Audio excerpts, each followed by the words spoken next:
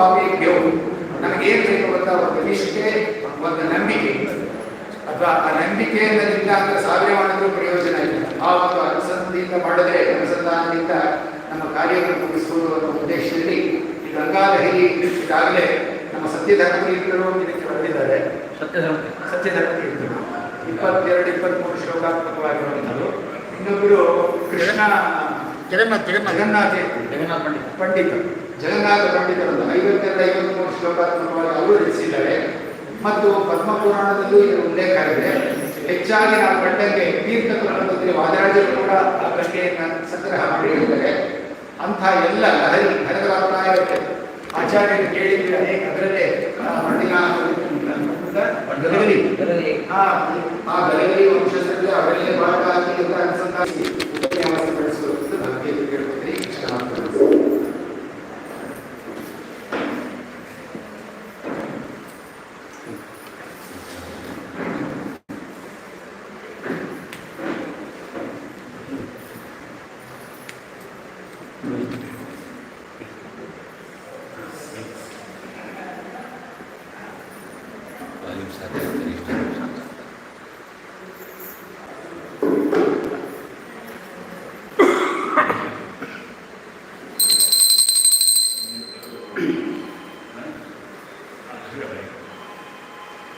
शुद्धान्दोरुष्मविद्युतिबलबहुलौदार्य वीर्यादिदेहं चिन्ता सन्तापरेकोद्भवमृतिमुखराशेषदोषादिदूरम् सद्भिः वैराग्यभक्तिश्रुतिमतिनियतध्यानजज्ञानयोगात् गम्यं वन्दे मुकुन्दाभिदममलमलं ब्रह्म वेदान्तवेद्यम् यं ब्रह्मा वरुणा इंद्र रुद्र मरुतः स्तुन्वन्ति दिव्यैस्तवैः वेदैः साङ्गपदक्रमोपनिषदैः गायन्ति यं सामगाः ध्यानावस्थिता तद्गतेन मनसा पश्यन्ति यं योगिनः यस्यान्तं न विदुःसुर असुर मानव दानव धनुज मनुज नर वानरगणाः देवाय तस्मै नमः। गंगा गंगेति यो ब्रूयात् योजनानां शतैरपि मुच्यते सर्वपापेभ्यो विष्णुलोकं स गच्छति। आपादमौलिपर्यन्तं गुरूणाम् आकृतिं स्मरेत तेन विघ्नाः प्रणश्यन्ति सिद्ध्यन्ति च मनोरथाः। यत्कण्ठः स्वरबद्ध पद्य पठने शुश्राव्य वीणायितः यत्कण्ठः स्वरबद्ध पद्य पठने शुश्राव्य वीणायितः प्रासोल्लासी वचो विलास रचने वाण्या च बाणायितः श्रीमन्मध्वसुशास्त्र कांचन महाशाणायिता यन्मतिः वन्दे पंढरीनाथ नामक गुरुं दद्यात् स विद्यां मम। गंगा गीता च गायत्री गोविंदेति चतुष्टये चतुर्गकार संयुक्ते पुनर्जन्म न विद्यते। अधिक मासದ ಪರಮ ಮಂಗಳಕರವಾಗಿರತಕ್ಕಂಥ ದಿನ ಅದು ಕಾಲಹ ಪರ್ವಹ ಅಂದಿದ್ದಾರೆ. ಕುರುಕ್ಷೇತ್ರಂ ಅಯಂ ದೇಶ. ಈ ಅಧಿಕ ಮಾಸದಲ್ಲಿ ಎಲ್ಲ ಪ್ರದೇಶಗಳು ಕುರುಕ್ಷೇತ್ರ. ನಾವು ಎಲ್ಲಿ ಅಧಿಕ ಮಾಸವನ್ನು ಆಚರಣೆ ಮಾಡ್ತಾ ಇದ್ದೇವೆ ಅದು ಧರ್ಮಕ್ಷೇತ್ರೇ ಕುರುಕ್ಷೇತ್ರ ಅನ್ನುವ ರೀತಿಯಲ್ಲಿ ಕರ್ಮ ಮಾಡುವುದಕ್ಕೆ ಧರ್ಮದ ಬೆಂಬಲ ಇರುವಂತಹ ಕುರುಕ್ಷೇತ್ರವೇ ಆಗಿದೆ ಎಂದು ವರ್ಣನೆ ಮಾಡಿದ್ದಾರೆ. ನಂತರದಲ್ಲಿ ಕಾಲ ಪರ್ವಹ, ಇದೇನು ಕಾಲ ಇದೆಯಲ್ಲ ಅಧಿಕ ಮಾಸದ ಕಾಲ, ಇದು ಹಬ್ಬ. ದ್ವಿಜೋ ಹರಿಹಿ, ಪ್ರತಿಯೊಬ್ಬ ಬ್ರಾಹ್ಮಣರಿಗೆ ದಾನ ಕೊಡ್ತಾ ಇರ್ತೀವಲ್ಲ, ಅಪೂಪ ದಾನ, ಅಧಿಕ ಮಾಸದ ದಾನಗಳೆಲ್ಲ ತೆಗೆದುಕೊಳ್ಳುವಂಥ ಬ್ರಾಹ್ಮಣ ಯಾರು ಅಂದರೆ ಹರಿಯ ಸನ್ನಿಧಾನ ಇರುವಂಥವ್ರು, ಹರಿಯ ಪ್ರತಿಮಾ. ದ್ವಿಜೋ ಹರಿಹಿ ಅಂದಿದ್ದಾರೆ, ಅಂದರೆ ಬ್ರಾಹ್ಮಣನೇ ದೇವರಂತಲ್ಲ. ಇಲ್ಲಿ ಪತಿದೇವೋ ಭವ ಮಾತೃದೇವೋ ಭವ ಇದ್ದ ಹಾಗೆ ಅಲ್ಲಿ ಭಗವಂತನ ವಿಶೇಷ ಸನ್ನಿಧಾನ, ಪುರುಷೋತ್ತಮನ ಸನ್ನಿಧಾನ ಬ್ರಾಹ್ಮಣರಲ್ಲಿ ಇರುವುದರಿಂದ ಅವರಿಗೆ ದಾನವನ್ನು ಕೊಡ್ತಕ್ಕಂತಹ ಕ್ರಮ. ಇಂತಹ ಅಧಿಕ ಮಾಸ, ಪುರುಷೋತ್ತಮ ಮಾಸ. ಪುರುಷ ಅಂದರೆ ಪುರುಷ ಸುನೋತೀಸಿ ಪುರುಷ, ಬಹಳಷ್ಟು ಕೊಡುವವರು ಯಾರೋ ಅವರು ಪುರುಷರು. ಇಲ್ಲಿ ಬ್ರಹ್ಮದೇವರಿಂದ ಹಿಡ್ಕೊಂಡು ಸಕಲ ಜೀವರಾಶಿಗಳು ಕೂಡ ಪರಮಾತ್ಮನ ಸೃಷ್ಟಿಯಲ್ಲಿ ಸ್ವಲ್ಪ ಸ್ವಲ್ಪ ಕೊಡ್ತಾನೆ ಇದ್ದಾರೆ. ಅವರು ಕೊಡ್ತಾರೆ, ಬ್ರಹ್ಮದೇವರು ಬೇಕಾದಷ್ಟು ಕೊಡ್ತಾರೆ. ಉಳಿದವರೆಲ್ಲ ತಾರತಮ್ಯತ್ವೇನ ನಮ್ಮಲ್ಲಿ ಕೂಡ ಪ್ರಯೋಜನ ಇರ್ತಾರಲ್ಲ, ಸ್ವಲ್ಪ ಏನಾದರೂ ಕೊಟ್ಟೇ ಕೊಡ್ತಾರೆ. ಅವರು ಕೂಡ ಕೊಡುವವರೇ ಇದ್ದದ್ದರಿಂದ ಪುರುಷರು. ಇಲ್ಲಿ ಪುರುಷ ಶಬ್ದಕ್ಕೆ ಸ್ತ್ರೀನೂ ಹೌದು, ಪುರುಷನೂ ಹೌದು. ಪುರುಷರು ಕೂಡ ಬಹಳಷ್ಟು ತಂದು ಕೊಡ್ತಾರೆ, ಅದರಂತೆ ಸ್ತ್ರೀಯರು ಕೂಡ ಕೊಡುವವರಿದ್ದಾರೆ. ಆದ್ದರಿಂದ ಪುರುಷ ಶಬ್ದಕ್ಕೆ ಸಕಲ ಜೀವರಾಶಿಗಳನ್ನು ಕೂಡ ಪ್ರಯೋಜಕ ಅಂತ ನಾವು ಇಟ್ಟುಕೊಂಡಾಗ, ಇವರೆಲ್ಲರಿಗಿಂತ ಉತ್ತಮಳಾದವಳು ಯಾರು ಅಂದರೆ ಅಕ್ಷರ ಪುರುಷಳಾದ ಲಕ್ಷ್ಮೀದೇವಿ. ಆ ಲಕ್ಷ್ಮೀದೇವಿ ಕೊಟ್ಟ ಮೇಲೆ ಇನ್ಯಾರು ಕೊಡಬೇಕು ಅಂತಿಲ್ಲ, ಅಷ್ಟು ಕೊಟ್ಬಿಡ್ತಾಗುತ್ತೆ. ಲೋಕದ ಜನರಿಗೆ ನಾ ಕರ ಒಡ್ಡದಂತೆ ನೀ ಕರುಣಿಸಿ ಕಾಯಿ ರಾಖಿ ಎಂದು ವಿಜಯದಾಸರಂತ. ಲೋಕದ ಜನರಿಗೆ ನಾ ಕರ ಒಡ್ಡದಂತೆ ನೀ ಕರುಣಿಸಿ ಕಾಯಿ ರಾಖಿ ಎಂದು ಒಮ್ಮೆ ನೀ ಕೊಟ್ಟ ಮೇಲೆ ಇನ್ನೊಬ್ಬರು ಮುಂದೆ ಕೈ ಚಾಚುವಂತ ಪ್ರಸಂಗ ಬರಬಾರದು. ಅದು ಲಕ್ಷ್ಮೀ ಅನುಗ್ರಹ. ಈ ಲಕ್ಷ್ಮೀದೇವಿ ಪುರುಷಳಾದ್ದರಿಂದ, ಅಕ್ಷರ ಪುರುಷಳಾದ್ದರಿಂದ ಅವಳು ಕೂಡ ಪುರುಷಳೇ. ಆದರೆ ಈ ಕ್ಷರ ಮತ್ತು ಅಕ್ಷರ ಪುರುಷರಿಗಿಂತ ಉತ್ತಮನಾದಂತಹ ಭಗವಂತ ಅವನನ್ನು ಪುರುಷೋತ್ತಮ ಅಂತ ಕರೆದಿಲ್ಲ. ಈ ಮಾಸಕ್ಕೆ ಪುರುಷೋತ್ತಮನೇ ಅಧಿಪತಿಯಾಗಿದ್ದ. ಇಂತಹ ಅಧಿಕ ಮಾಸದಲ್ಲಿ ನಮಗೆ ಒಂದು ಸ್ವಭಾವ, ಮನುಷ್ಯರಿಗೆಲ್ಲ ಸ್ವಲ್ಪ ಶ್ರಮ ಇರಬೇಕು, ಫಲ ಬಹಳ ಬರಬೇಕು, ಎಲ್ಲರಿಗೂ ಆಸೆ. ಹಾಗಾಗಿ ಈ ಅಧಿಕ ಮಾಸ ಪೂರ್ಣ ನಮಗೆ ದಾನ ಸ್ವಲ್ಪ ಮಾಡೋದು, ಅನಂತ ಫಲವನ್ನು ಪಡೆಯತಕ್ಕಂಥದ್ದು. ಇಂತಹ ಒಂದು ಪರಮ ಪಾವನವಾದಂತಹ ಸಮಯದಲ್ಲಿ ನಾವು ಗಂಗಾ ಸ್ನಾನ ಮಾಡಬೇಕು ಅಂತ ಬರೆದಿದ್ದಾರೆ. ಎಲ್ಲ ಅಧಿಕ ಮಾಸದಲ್ಲಿ ಬರೆದಿದ್ದಾರೆ. ಭಾಗವತ ಶ್ರವಣ ಮಾಡಬೇಕು. ಶ್ರುತ್ವಾ ಧರ್ಮಂ ವಿಜಾನಾತಿ, ಅಧಿಕ ಮಾಸದಲ್ಲಿ ಒಂದು ಶ್ಲೋಕ ಇದೆ. ಶ್ರುತ್ವಾ ಧರ್ಮಂ ವಿಜಾನಾತಿ, ಕೇಳಿ ಕೇಳಿ ಧರ್ಮವನ್ನು ತಿಳ್ಕೊಳ್ತೇವೆ. ಮಾಡೋದು ಅದು ಮುಂದೆ, ಈ ಜನ್ಮದಲ್ಲಿ ಕೇಳಿ ಮುಂದಿನ ಜನ್ಮದಲ್ಲಿ ಮಾಡ್ತೀವೋ ಅಥವಾ ಇದೇ ಜನ್ಮದಲ್ಲಿ ಸ್ವಲ್ಪ ಮಾಡ್ತೀವೋ ಗೊತ್ತಿಲ್ಲ. ಶ್ರುತ್ವ ಧರ್ಮಂ ವಿಜಾನ, ಧರ್ಮದ ಜ್ಞಾನ ಮೊದಲು ಬರ್ತದೆ, ಏನು ಮಾಡಬೇಕು ಅಂತ. ಶ್ರುತ್ವ ತ್ಯಜತಿ ದುರ್ಮತಿ, ಈ ಕೆಟ್ಟ ಬುದ್ಧಿ ಅಂತ ಇರ್ತದಲ್ಲ, ಅದು ಹೋಗಬೇಕಾದ್ರೆ ಪುರಾಣನೇ ಕಾರಣ. ಯಾವಾಗೋ ಯಾವುದೋ ಸಂದರ್ಭದಲ್ಲಿ ನಮಗೆ ಪರಿಪಕ್ವ ಕಾಲ ಬಂತು ಅಂದರೆ ಆ ಪಾಪಗಳನ್ನು ಬಿಡುವಂಥದ್ದು. ತ್ಯಜತಿ ದುರ್ಮತಿ, ಹೋಗಿಬಿಡ್ತದೆ ನಮ್ಮಿಂದ. ಅದು ಹೋಗಬೇಕಾದ್ರೂ ಒಂದು ಕಾಲ ಬರಬೇಕು. ಅದಕ್ಕೆ ಕೇಳಿದ್ದೇ ಕೇಳು ಒಂದು ಪುರಂದರದಾಸ, ಕೇಳಿದ್ದೇ ಕೇಳು, ಹಾಡಿದ್ದೇ ಹಾಡು. ಅದಕ್ಕೆ 33 ಹಾಡಬೇಕಂತ ಹೇಳಿರಲ್ಲ. ಯಾಕೆ 33 ಹೇಳಿದ್ರು ಅಂದರೆ, ಇದು 33 ಸಂಖ್ಯೆ ಮಾತ್ರ ಅಲ್ಲ, ಹಾಡಿದ್ದೇ ಹಾಡು. ಹಾಡಿ ಹಾಡಿ ಹಾಡಿ ಒಂದು ಸಲ ಯಾವಾಗಾದರೂ ಮನಸ್ಸಿನಲ್ಲಿ ಬರ್ಬೋದೇನೋ ಆ ಕಾಲ. ಮಾಧುರು ವಿಷ್ಣುತೀರ್ಥರಿಗೆ ದಿವಸ ಕೇಳ್ತಾ ಇದ್ರು, ಏನೋ ಗೋವಿಂದ ನಮೋ ಗೋವಿಂದ ನಮೋ ಗೋವಿಂದ ನಾರಾಯಣ, ಗೋವರ್ಧನ ಗಿರಿಯ ನೆಟ್ಟಿದ ಗೋವಿಂದ ನಮ್ಮ ರಕ್ಷಿಸೋದು ದಿವಸ ಹಾಡಬೇಕು ಆ ಆಚಾರ್ಯರ ಮನೆಯಲ್ಲಿ. ಪರಿಣಾಮ ಏನಾಗಿದ್ದಿಲ್ಲ. ಒಂದು ದಿವಸ ಆ ಸಂದರ್ಭ ಒದಗಿತು. ಇದ್ದಕ್ಕಿದ್ದಂತೆ ಅವರು ಅಡವಿ ಆಚಾರ್ಯರು, ಅರಣ್ಯಕಾಚಾರ್ಯರು ಅಂತ ಭಾಗವತ ಸಾರೋದ್ಧಾರವಾದಂಥ ಮಹಾನುಭಾವರು, ಶ್ರೀಮದ್ ಜಯತೀರ್ಥರ ಅನುಗ್ರಹಕ್ಕೆ ಪಾತ್ರರಾದಂಥವರು, ಸುಧಾರಿ ಗ್ರಂಥಗಳನ್ನು ನಿರಂತರವಾಗಿ ಮಂಗಳವನ್ನು ಮಾಡಿರ್ತಕ್ಕಂಥ ಮಹಾನುಭಾವರು ವೈರಾಗ್ಯ ಬಂದುಬಿಡ್ತವರು. ಅದಕ್ಕೆ ವೈರಾಗ್ಯ ಸುಮ್ಮನೆ ಬರುವುದಿಲ್ಲ, ಅದು ಕೇಳಿ ಕೇಳಿ ಯಾವಾಗಲೂ ಮನಸ್ಸಿನಲ್ಲಿ ನಾಟಬೇಕು. ನಮ್ಮ ಮಾತಾಮಹರಾಗಿರ್ತಕ್ಕಂಥ ಕೊಪ್ಪರದ ಗಿರಿಯಾಚಾರ್ಯ, ಕೊಪ್ಪರ ನರಸಿಂಹದೇವರು, ಕೃಷ್ಣಾ ತೀರದಲ್ಲಿ ಇರುವಂಥ ದೇವಸ್ಥಾನ, ಅಲ್ಲಿ ಅರ್ಚಕರ ನಂತರ ನಮ್ಮ ತಾಯಿ ತವರು ಮನೆ, ಅವರೊಂದು ಪದ್ಯ ಬರೆದಿದ್ದಾರೆ. ಮಂಚದೋಳ್ ಸುಖ ಕಲ್ಪದಿ ಪದವೊತ್ತುತ್ತಿರೆ ಮೃಗಲಾಂಛನ ಮುಖಿ ಸಹಿತದಿ. ಪತ್ನಿ ಪಾದವನ್ನು ಒತ್ತುತ್ತಾ ಇದ್ದಾಳಂತೆ ಆ ಜಯತೀರ್ಥಾಚಾರ್ಯರಿಗೆ.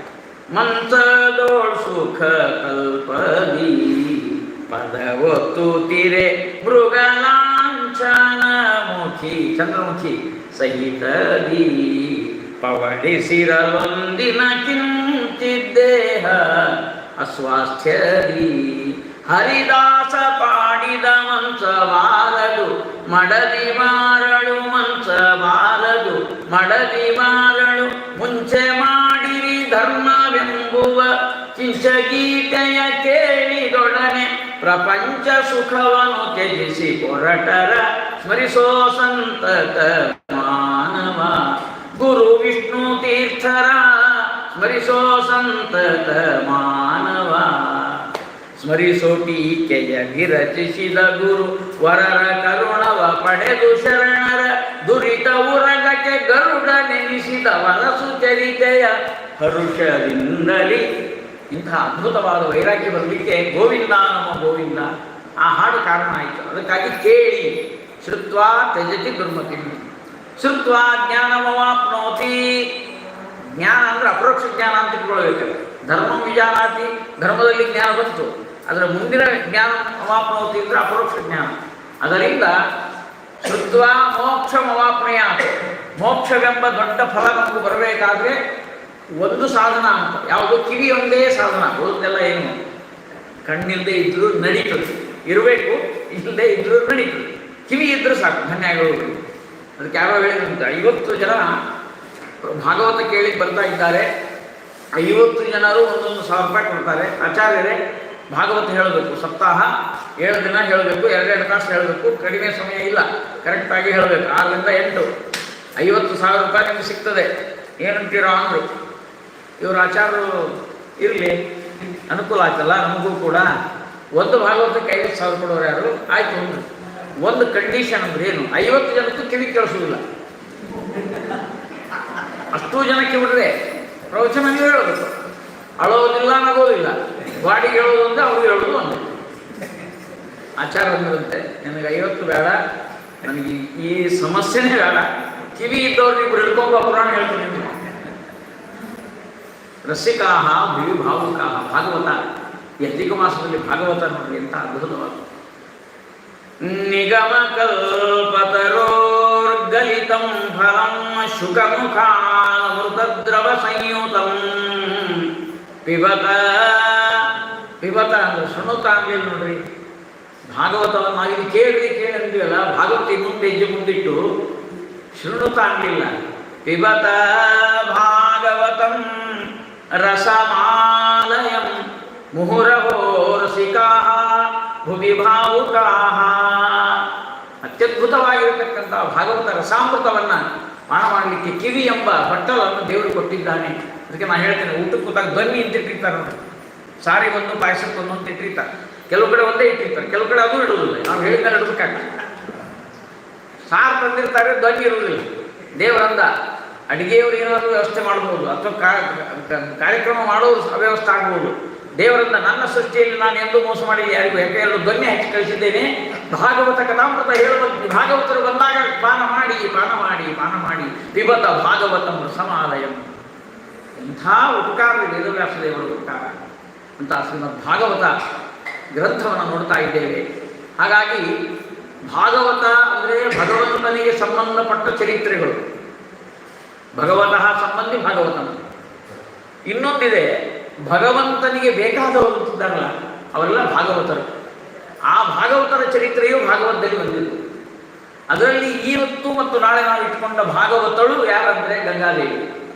ಪರಮಾತ್ಮನಿಗೆ ಅತ್ಯಂತ ಪ್ರೀತಿಪಾತ್ರಳಾದ ಗಂಗೆ, ಅವಳ ದಿವ್ಯವಾದ ಮಹಿಮೆಯನ್ನು ನಾವೆಲ್ಲರೂ ಶ್ರವಣ ಮಾಡಬೇಕು ಅಂತ ಅಂದುಕೊಂಡಿದ್ದೇವೆ. ಅದು ನಮ್ಮ ಸಂಕಲ್ಪ ಅಲ್ಲ, ನರಸಿಂಹಾಚಾರ್ಯರ ಸಂಕಲ್ಪನೂ ಅಲ್ಲ, ನರಹರಿ ಆಚಾರ್ಯರ ಸಂಕಲ್ಪನೂ ಅಲ್ಲ. ಪುರುಷೋತ್ತಮ ನಮಗೊಂದು ಈ ಸಮಯವನ್ನು ಕೊಟ್ಟು ಅಧಿಕ ಮಾಸದಲ್ಲಿ ಅಧಿಕ ಪುಣ್ಯವನ್ನು ಪಡ್ಕೊಳ್ಳಿ ಅಂತ ಅನುಗ್ರಹ ಮಾಡಿ ರಾಯರ ಸನ್ನಿಧಾನದಲ್ಲಿ 1-2 ವಾಕ್ಪುಷ್ಪಗಳನ್ನು ಅಂಟಿಸಿ ನಮ್ಮನ್ನು. ಯಾಕೆಂದರೆ ಗಂಗೆ ಅಂತ ತೆಗೆದುಕೊಂಡು ಕೂಡಲೇ ಎಲ್ಲ ಗುರುಗಳ ಸಾನ್ನಿಧ್ಯವನ್ನು ಅಲ್ಲಿ ಚಿಂತನೆ ಮಾಡ್ತಾ ಇದ್ದಾರೆ. ಗಂಗೆಗೂ ಈ ಭಗವದ್ಭಕ್ತರಿಗೂ ಒಂದು ತತ್ಪಾದ ಸಲಿಲಂ ಯಥ ಅಂತ ಭಾಗವತಕ್ಕೆ ಹೇಳ್ತಾರೆ. ನಿನ್ನ ಪಾದ ಸಲಿಲ ಎಷ್ಟು ಪಾವನವೋ ಅಷ್ಟು ಭಾಗವತ ಕಥೆಯು ಅಷ್ಟೇ ಪಾವನ. ಭಾಗವತರೆಲ್ಲರೂ ನಮ್ಮನ್ನು ಪಾವನ ಮಾಡ್ತಕ್ಕಂಥವರು. ಶ್ರೀಮದ್ ಜಯತೀರ್ಥರನ್ನ ಸ್ಮರಣೆ ಮಾಡ್ಕೊಂಡ್ಬಿಟ್ರೆ ಅಲ್ಲಿ ಗಂಗಾ ಏನಾಗಿದ್ದಾಳೆ ಅಂತ ಕೇಳಿಬಿಟ್ರೆ ಆಶ್ಚರ್ಯ. ಘಾಟಿ ಜಯತೀರ್ಥರ ಧಾಟಿ ಶ್ರೀ ಜಯತೀರ್ಥ ವರ್ಯ ವಚಸಾಂ ಚೇಟಿ. ಗಂಗಾದೇವಿ ಚೇಟಿ ಆಗಿದ್ದಾಳೆ. ಅವಳನ್ನಂತೆ ಜಯತೀರ್ಥರೇ ನಿಮ್ಮ ಧಾಟಿ ಮುಂದೆ ನಾನು ಚೇಟಿ. ಭವತ್ಸಬ್ಧುನಿ ಗಂಗಾದೇವಿ ಬಂದು ಹೇಳ್ತಾಳಂತೆ, ನಾನು ದಾಸಿಯಾಗಿದ್ದೇನೆ ನಿಮ್ಮ ವಾಗ್ಗಂಗಿ.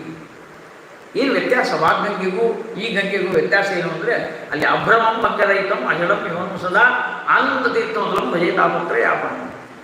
ಅಭ್ರಮ ಭ್ರಮೆ ಇರ್ತದೆ, ಗಂಗಾನದಿ ಒಳಗೆ ಅದನ್ನು ಸುಳಿ ಇರ್ತದೆ ಅಭ್ರಮ. ಇಲ್ಲಿ ಅಭ್ರಮ ಭ್ರಮೆ ಇಲ್ಲ. ಭಂಗರಹಿತಂ ಅಣೆಕಟ್ಟು ಕಟ್ಟಬಹುದು, ಗಂಗಾ ನದಿ ನಾವು ಅಣೆಕಟ್ಟು ಕಟ್ಟಬಹುದು, ಅದರ ವಾಗ್ಗಂಗೆಗೆ ಅಣೆಕಟ್ಟು ಕಟ್ಟಲಿಕ್ಕೆ ಇವತ್ತು ಯಾರಿಗೂ ಸಾಧ್ಯವಾಗಿಲ್ಲ. ಜಯತೀರ್ಥರ ಮಾತಿಗೆ, ಮಧ್ವಾಚಾರ್ಯರ ಮಾತಿಗೆ, ವೇದವ್ಯಾಸದೇವರ ಅಭಿಪ್ರಾಯಕ್ಕೆ, ಅವರ ಪ್ರವಾಹಕ್ಕೆ, ರಾಘವೇಂದ್ರ ತೀರ್ಥ ಶ್ರೀಪಾದಂಗಳವರ ಪರಿಮಳದ ಪ್ರವಾಹಕ್ಕೆ ಇವತ್ತಿನ ತನಕ ಅಣೆಕಟ್ಟು ಕಟ್ಟಿದವರಿಲ್ಲ, ಬಂಧನ ಮಾಡಿದವರಿಲ್ಲ. ಭಂಗರಹಿತ ಅಜಡನ್, ಅದು ಜಡ. ನೀರಿನಲ್ಲಿ ಸ್ನಾನ ಮಾಡಿದರೆ ಜಡ. ಅದನ್ನು ವಾದಸ್ವಾಮಿಗಳು ನಿರ್ಣಯ ಮಾಡಿದ್ದಾರೆ. ಜಡ ಅಂತ ಅನ್ಬೇಡ್ರಿ, ಅದು ಜಲಾಭಿಮಾನಿ ದೇವತೆ ಅಂತ ಹೇಳ್ತಾರೆ. ಅದು ಇಲ್ಲಿ ಲೌಕಿಕವಾದ ಅಭಿಪ್ರಾಯದಲ್ಲಿ ನಾವು ನದಿಗಳು ಸ್ನಾನ ಮಾಡಿ ಹೇಳ್ತೀವಿ ನೋಡ್ರಿ, ಗಂಗೆಯಲ್ಲಿ ಸ್ನಾನ ಮಾಡಿರಿ, ಕಾವೇರಿಯಲ್ಲಿ ಮಾಡಿರಿ. ಯಾವುದಾದ್ರೂ ನಿಮ್ಗೆ ಒಂದ್ಸಲ ಮಾತಾಡಿಸಿದ್ದಾರೆ ಅವರು, ಕಾವೇರಿ ತಾಯಿ ಏನಮ್ಮ ಚೆನ್ನಾಗಿದ್ದೀರಾ, ಬೆಂಗಳೂರು ಏನಿರ್ತದೆ ಅಂತೆಲ್ಲ ಕೇಳಿದ್ದಾರೆ. ಏನೊಂದು ಕೇಳಿದ್ರು, 10 ಸಲ ಮುಳುಗಿದ್ರು, ಏನು ಮಾತಾಡಿಸಿಲ್ಲ. ಈ ಗಂಗಾ ನದಿ ಹೋಗಿದ್ರು ಗಂಗಾದೇವಿ ಮಾತಾಡಿಸೋದಿಲ್ಲ. ಅಂದರೆ ಜಡ ಅಂತ ಒಂದು ರೀತಿ. ಅದಕ್ಕೆ ನಮ್ಮ ದಾಸರಂದರು, ನಿಮಗೆಲ್ಲ ಗೊತ್ತಾಗ, ಗಂಗೆ ನಿಂದರೆ ಮಲವು ಹಿಂಗಿತಲ್ಲದೆ ರಂಗನೊಲಿಯನು ಭಕ್ತರ ಸಂಘ ದೊರಕಲೇ. ಜಡವಾದ ನೀರಿನಲ್ಲಿ ಮುಳುಗಿದಾಗ ನಮಗೇನು ಲಾಭ ಇಲ್ಲ. ನ್ಯಾಯ ಸುಧಾವನ್ನು ಜ್ಞಾನವೆಂಬ ಚಕ್ಷುಷ್ಯನಿಂದ ಭಗವದ್ ದರ್ಶನ ಮಾಡ್ತಕ್ಕಂಥ ಭಾಗ್ಯ ಸಿಗ್ತದೆ. ಅದಕ್ಕಿಂತ ನನಗಿಂತ ದೊಡ್ಡದು ಅಂತ ಗಂಗಾದೇವಿ ಹೇಳಿ. ರಾಘವೇಂದ್ರ ಸ್ವಾಮಿಗಳ ಸ್ತೋತ್ರಕ್ಕೆ ಬರ್ರಿ. ಯತ್ಪಾದೋದಕ ಸಂಚಯ ಸುರ ನದಿ ಮುಖ್ಯಾಪಗಾಸಾದಿತ ಅಂತ ಅರ್ಥ ನೋಡ್ರಿ. ಯತ್ಪಾದೋದಕ ಸಂಚಯ ಸುರ ನದಿ ಮುಖ್ಯಾಪ ಅಪಗ. ಗಂಗಾನೇ ಮೊದಲಾದ ಎಲ್ಲ ನದಿಗಳ ಪುಣ್ಯದ ಸಂಚಯ ಏನಿದೆ, ಪುಣ್ಯದ ಸಮೂಹ, ಪುಣ್ಯದ ಸಂಗ್ರಹ ರಾಘವೇಂದ್ರ ತೀರ್ಥ ಶ್ರೀಪಾದಂಗಳವರ ಕಾರುಣ್ಯ. ಅಂದರೆ ಆ ರೀತಿ ಉಪಮೆಯನ್ನು ಕೊಟ್ಟು ಹೇಳ್ತಕ್ಕಂಥದ್ದು. ಎಲ್ಲಿ ನೀವು ಗಂಗೆಯನ್ನು ತರ್ತಿರೋ ಅಲ್ಲಿ ಭಗವದ್ಭಕ್ತರ ಚರಿತ್ರೆ, ಭಗವಂತನ ಕಾರುಣ್ಯ ಇದೆಲ್ಲವೂ ಹರಿದು ಬರತಕ್ಕಂಥದ್ದು. ಈ ಹಿನ್ನೆಲೆಯಲ್ಲಿ ನಾವು ವಿಚಾರ ಮಾಡಿದಾಗ ಇವತ್ತಿನ ದಿನ ಗಂಗಾ ಲಹರಿ ಅಂತ ಒಂದು ಕಾವ್ಯ. ನೀವೆಲ್ಲ ಹೇಳ್ಬೋದು, ಇದೇನು ವಿಶೇಷ ಗಂಗಾ ಲಹರಿದು? ನಮ್ಮಲ್ಲಿ ಪ್ರಭು ಸಂಹಿತ ಅಂತ ಒಂದು ವಾಕ್ಯ ಇದೆ. ಪ್ರಭು ಸಂಹಿತ ಅಂದರೆ ವೇದಗಳು. ವೇದಗಳ ಬಗ್ಗೆ ವ್ಯಾಖ್ಯಾನ ಮಾಡಿದರೆ ಮೊದಲನೇ ದಿವಸ ಎಲ್ಲರೂ ಬರ್ತಾರೆ ಆಡಿಯನ್ಸ್, 2ನೇ ದಿವಸ ನರಹರಿ ಆಚಾರ್ಯರು ಇಬ್ಬರೇ ವೇದ ಪ್ರವಚನ ಮಾಡಿದರು. ಅವರು ನಿರ್ವಾಹ ಇರ್ತಾರೆ, ಅವರು ಕೂಡ ಯಾಕಂದ್ರೆ ಕಾರ್ಯಕ್ರಮ ಯೋಜನೆ ಮಾಡಿದ್ದಾರೆ ಅಂತ ಕೊಡ್ಬೇಕಷ್ಟೇ. ಅಗ್ನಿಮೀಳೆ ಪುರೋಹಿತಂ ಯಜ್ಞಸ್ಯ ದೇವಂ ಮೃತ್ಯುಂಜಂ ಹೋತಾರಂ ವ್ಯಾಖ್ಯಾನ ಮಾಡ್ತಾ ಕೂತ್ರೆ ಭಾಳ ಕಷ್ಟ. ಶಿಕ್ಷಾ, ವ್ಯಾಕರಣಂ, ಛಂದಃ, ನಿರುಕ್ತಂ, ಜ್ಯೋತಿಷಂ, ಕಲ್ಪಃ 6 ಅಂಗಗಳನ್ನು ಓದಿ ವೇದಾಂಗಗಳಿಂದ ವೇದವನ್ನು ನಿರ್ಣಯ ಮಾಡಲಿಕ್ಕೆ ಹೊರಟೋದು ಅಂದರೆ ಅದು ಕಬ್ಬಿಣದ ಕಡಲೆ, ಸಾಧ್ಯವೇ? ಪ್ರಭು ಸಂಹಿತ. 2ನೇದ್ದು ಪುರಾಣಗಳೆಲ್ಲ ಮಿತ್ರ ಸಂಹಿತ. ಆ್ಯಸ್ ಎ ಫ್ರೆಂಡ್, ಒಬ್ಬ ಮಿತ್ರ ನಮಗೆ ಉಪದೇಶ ಮಾಡುವಂತೆ ಪುರಾಣಗಳೇ ಹೇಳ್ತಾರೆ. ಅಲ್ಲಿ ಪೂರ್ಣ ಕೇಳಬೇಕು ಅಂತ ಇರುವುದಿಲ್ಲ ರೀ. ಏಕಾದಶಿ ಕೆಲವು ನಿಯಮಗಳನ್ನು ಬಿಟ್ಟರೆ ಉಳಿದರೆಲ್ಲ ವ್ರತ ಮಾಡಿರಿ, ಮಾಡಬೇಕು ಅಂತ ಅಂದ್ಕೊಂಡಿದ್ದೀವಿ ರೀ. ಆದರೆ ಡಾಕ್ಟ್ರ್ ಹೇಳಿದರು, ನೀವು ವ್ರತ ಮಾಡಿದರೆ ಎಸಿಡಿಟಿ ಆಗ್ತದೆ, ಮೆಣಸು ತಿನ್ಬೇಡ ಅಂತ ಹೇಳಿದ್ದಾರೆ, ಆದ್ದರಿಂದ ವ್ರತ.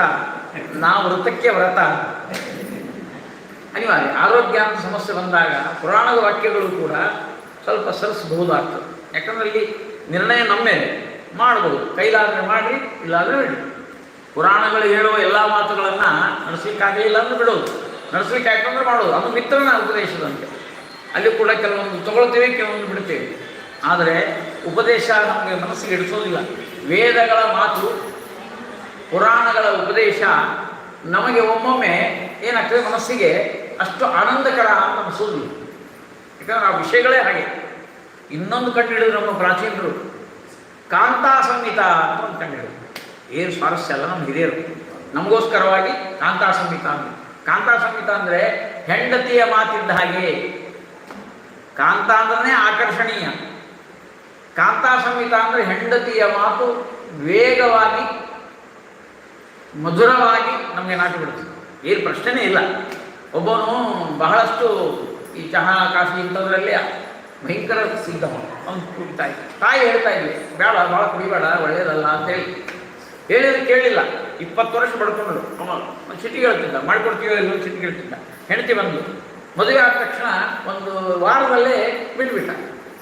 ಕಾಫಿನೂ ಬಿಟ್ಟ, ಚಹಾನೂ ಬಿಟ್ಟು. ಹೆಣ್ತಿಂದು 20 ವರ್ಷ ಬಡ್ಕೊಂಡ್ರೆ ಕೇಳಿಲ್ಲ, ಆಕೆ ಇವತ್ತು ಬಂದಾಳಲ್ಲ ಆಕೆ ಮಾತು ಕೇಳಿಲ್ಲ. ಅದು ಕಾರಣ ಏನೂ ಗೊತ್ತಿಲ್ಲ, ಅದೇನೋ ಒಂದು ಆಕರ್ಷಣೆ ಇರ್ತದೆ. ಇದು ಕಾಂತಾ ಸಂಹಿತಾನ. ಅಂದರೆ ಉಪದೇಶ ಮಾಡದೇನೆ ಉಪದೇಶ ಮಾಡಿದಂತೆ ಇರುವ ಸರಸವಾದ ಕಮನೀಯವಾದ ರಮಣೀಯವಾದ ಶೈಲಿ ಏನಿದೆಯಲ್ಲ ಅದಕ್ಕೆ ಕಾವ್ಯ ಪ್ರಪಂಚ ಅಂತ ಕರೀತಾರೆ. ಇನ್ನೂ ಒಂದು ಮಾತಿನಲ್ಲಿ ಇದನ್ನು ಇಂಟ್ರಡಕ್ಷನ್ ಮುಗಿಸ್ಬಿಡೋಣ. ಪೀಠಿಕಾ ಏನಿದು? ದ್ರಾಕ್ಷಾಪಾಕ ಮತ್ತು ನಾರಿಕೇಳ ಪಾಕ ಅಂತ 2 ಭಾಗ. ಪ್ರವಚನಗಳಲ್ಲಿ ಇರಲಿ ಕಾವ್ಯದಲ್ಲಿ ಇರಲಿ 2 ಭಾಗ. ಒಂದು ನಾರಿಕೇಳ ಪಾಕ, ಇನ್ನೊಂದು ದ್ರಾಕ್ಷಾಪಾಕ. ನಾರಿಕೇಳ ಪಾಕ ಅಂದರೆ ಗೊತ್ತಲ್ಲ, ತೆಂಗಿನಕಾಯಿ ಅದನ್ನು ಗಿಡದಿಂದ ಇಳಿಸಿ ಮ್ಯಾಲಿನ ತೆಗೆದು ಮತ್ತು ಅದನ್ನು ತೊಗೊಂಡು ಮತ್ತು ಒಡೆದು ಆಮೇಲೆ ತುರಿದು ಅದನ್ನೇನಾದರೂ ಬೆಲ್ಲ ಹಾಕಿ ಅವನ್ನೇನೋ ಹೊಡಿನೋ ಏನೋ ಮಾಡಿ ಆಮೇಲೆ ಬಾಯಿಯಲ್ಲಿ ಇಟ್ಟುಕೊಂಡ ಮೇಲೆ ಆಹಾ ಅನ್ಬೇಕು. ಅಲ್ಲಿ ತನಕ ಇಲ್ಲೇ ಇಲ್ಲ ಏನಾರ ಭಾಳ ಕಷ್ಟದ ಕೆಲಸ ನಾರಿಕೇಳ ಪಾಕ. ದ್ರಾಕ್ಷಾಪಾಕ ಹಂಗಲ್ಲ. ದ್ರಾಕ್ಷಿ ಹಣ್ಣು ಕೈಯಲ್ಲಿ ಕೊಟ್ಟುಕೊಳ್ಳಿ ಹಿಂಗೆ ತೊಗೊಳ್ಳೋದು ಹಿಂಗೆ ಹಾಕ್ಕೊಂಡ್ಬಿಡೋದು ಆಹಾ ಅಂಬೋದು. ಸುಲಭವಾದ ಶೈಲಿ ದ್ರಾಕ್ಷಾಪಾಕ. ನಾರಿಕೇಳ ಪಾಕ ಬಹಳ ಕಠಿಣವಾದದ್ದು. ಈ 2 ಇಟ್ಟುಕೊಂಡಾಗ ಈ ಕಾವ್ಯಗಳನ್ನು ಬರೆಯುವಂತಹ ಕವಿಗಳೇನಿದ್ದಾರೆ ಅವರು ಸರಸವಾಗಿ ಬರೆಯತಕ್ಕಂಥವರು ಕೆಲವು ಸಿಕ್ಕಿದ್ದಾರೆ. ಅದರಲ್ಲಿ ಜಗನ್ನಾಥ ಪಂಡಿತ ಸರಸ ಕಾವ್ಯಗಳನ್ನು ಬರೆಯತಕ್ಕಂಥವ್ರು. ಅದಕ್ಕೆ ನಮ್ಮೊಬ್ಬರು ಹೇಳಿದರು, ಸರಸ ಅದನ್ನು ತಿರುವು ಮಾಡಿದರೂ ಸರಸ. ನೀವು ಅವ್ರು ಹೆಂಗೆ ಹೇಳಿದ್ರು ಸರಸವಾಗೇ ಇರ್ತದೆ, ಅದು ಸರಸ. ಸಾಕ್ಷರ ರಾಕ್ಷಸ ಸರ್ವೇ, ಓದ್ಕೊಂಡವರೆಲ್ಲ ಸರಸಿರ್ತಾರಂತ ಹೇಳಕ್ಕೆ ಬರೋದಿಲ್ಲ. ಸಾಕ್ಷರಾಹ ಕೆಲವರು ಗೊತ್ತಿರ್ಬೋದು, ಸಾಕ್ಷರತೆ ಅಂತಾರಲ್ಲ, ಅಂದರೆ ಅಕ್ಷರವುಳ್ಳವರು ಓದಿಕೊಂಡವರು ಸಾಕ್ಷರಾಹ. ಅದನ್ನು ಉಲ್ಟ ಮಾಡ್ರಿ, ತಿರುವು ಮಾಡ್ರಿ, ಏನಾಗ್ತದೆ? ಸಾಕ್ಷರ ಒಮ್ಮೊಮ್ಮೆ ರಾಕ್ಷಸ ಆಗಿರ್ತಾರೆ. ಅದಕ್ಕೆ ಪ್ರವಚನ ಪುರಾಣ ಎಲ್ಲವೂ ಶ್ರೇಷ್ಠವೇ ಆದರೂ ಸಹಿತ ಒಮ್ಮೊಮ್ಮೆ ಪುರಾಣದ ಆಚಾರ ಬಂದಿರ್ತಾರೆ. ಅವ್ರು ಏನು ಮಾಡಬೇಕು? ಪ್ರಯತ್ನ ಮಾಡಿ ಸಂಸಾರದಲ್ಲಿ ವೈರಾಗ್ಯ ಬರೋಂಗೆ ನಿಮ್ಗೆ ಹೇಳ್ಬೇಕು. ಒಬ್ಬರು ಆಚಾರ ಬಂದಿದ್ರಿ, ಪುರಾಣದಲ್ಲೇ ವೈರಾಗ್ಯ ಬರೋಂಗೆ ಮಾಡಿಬಿಟ್ರು.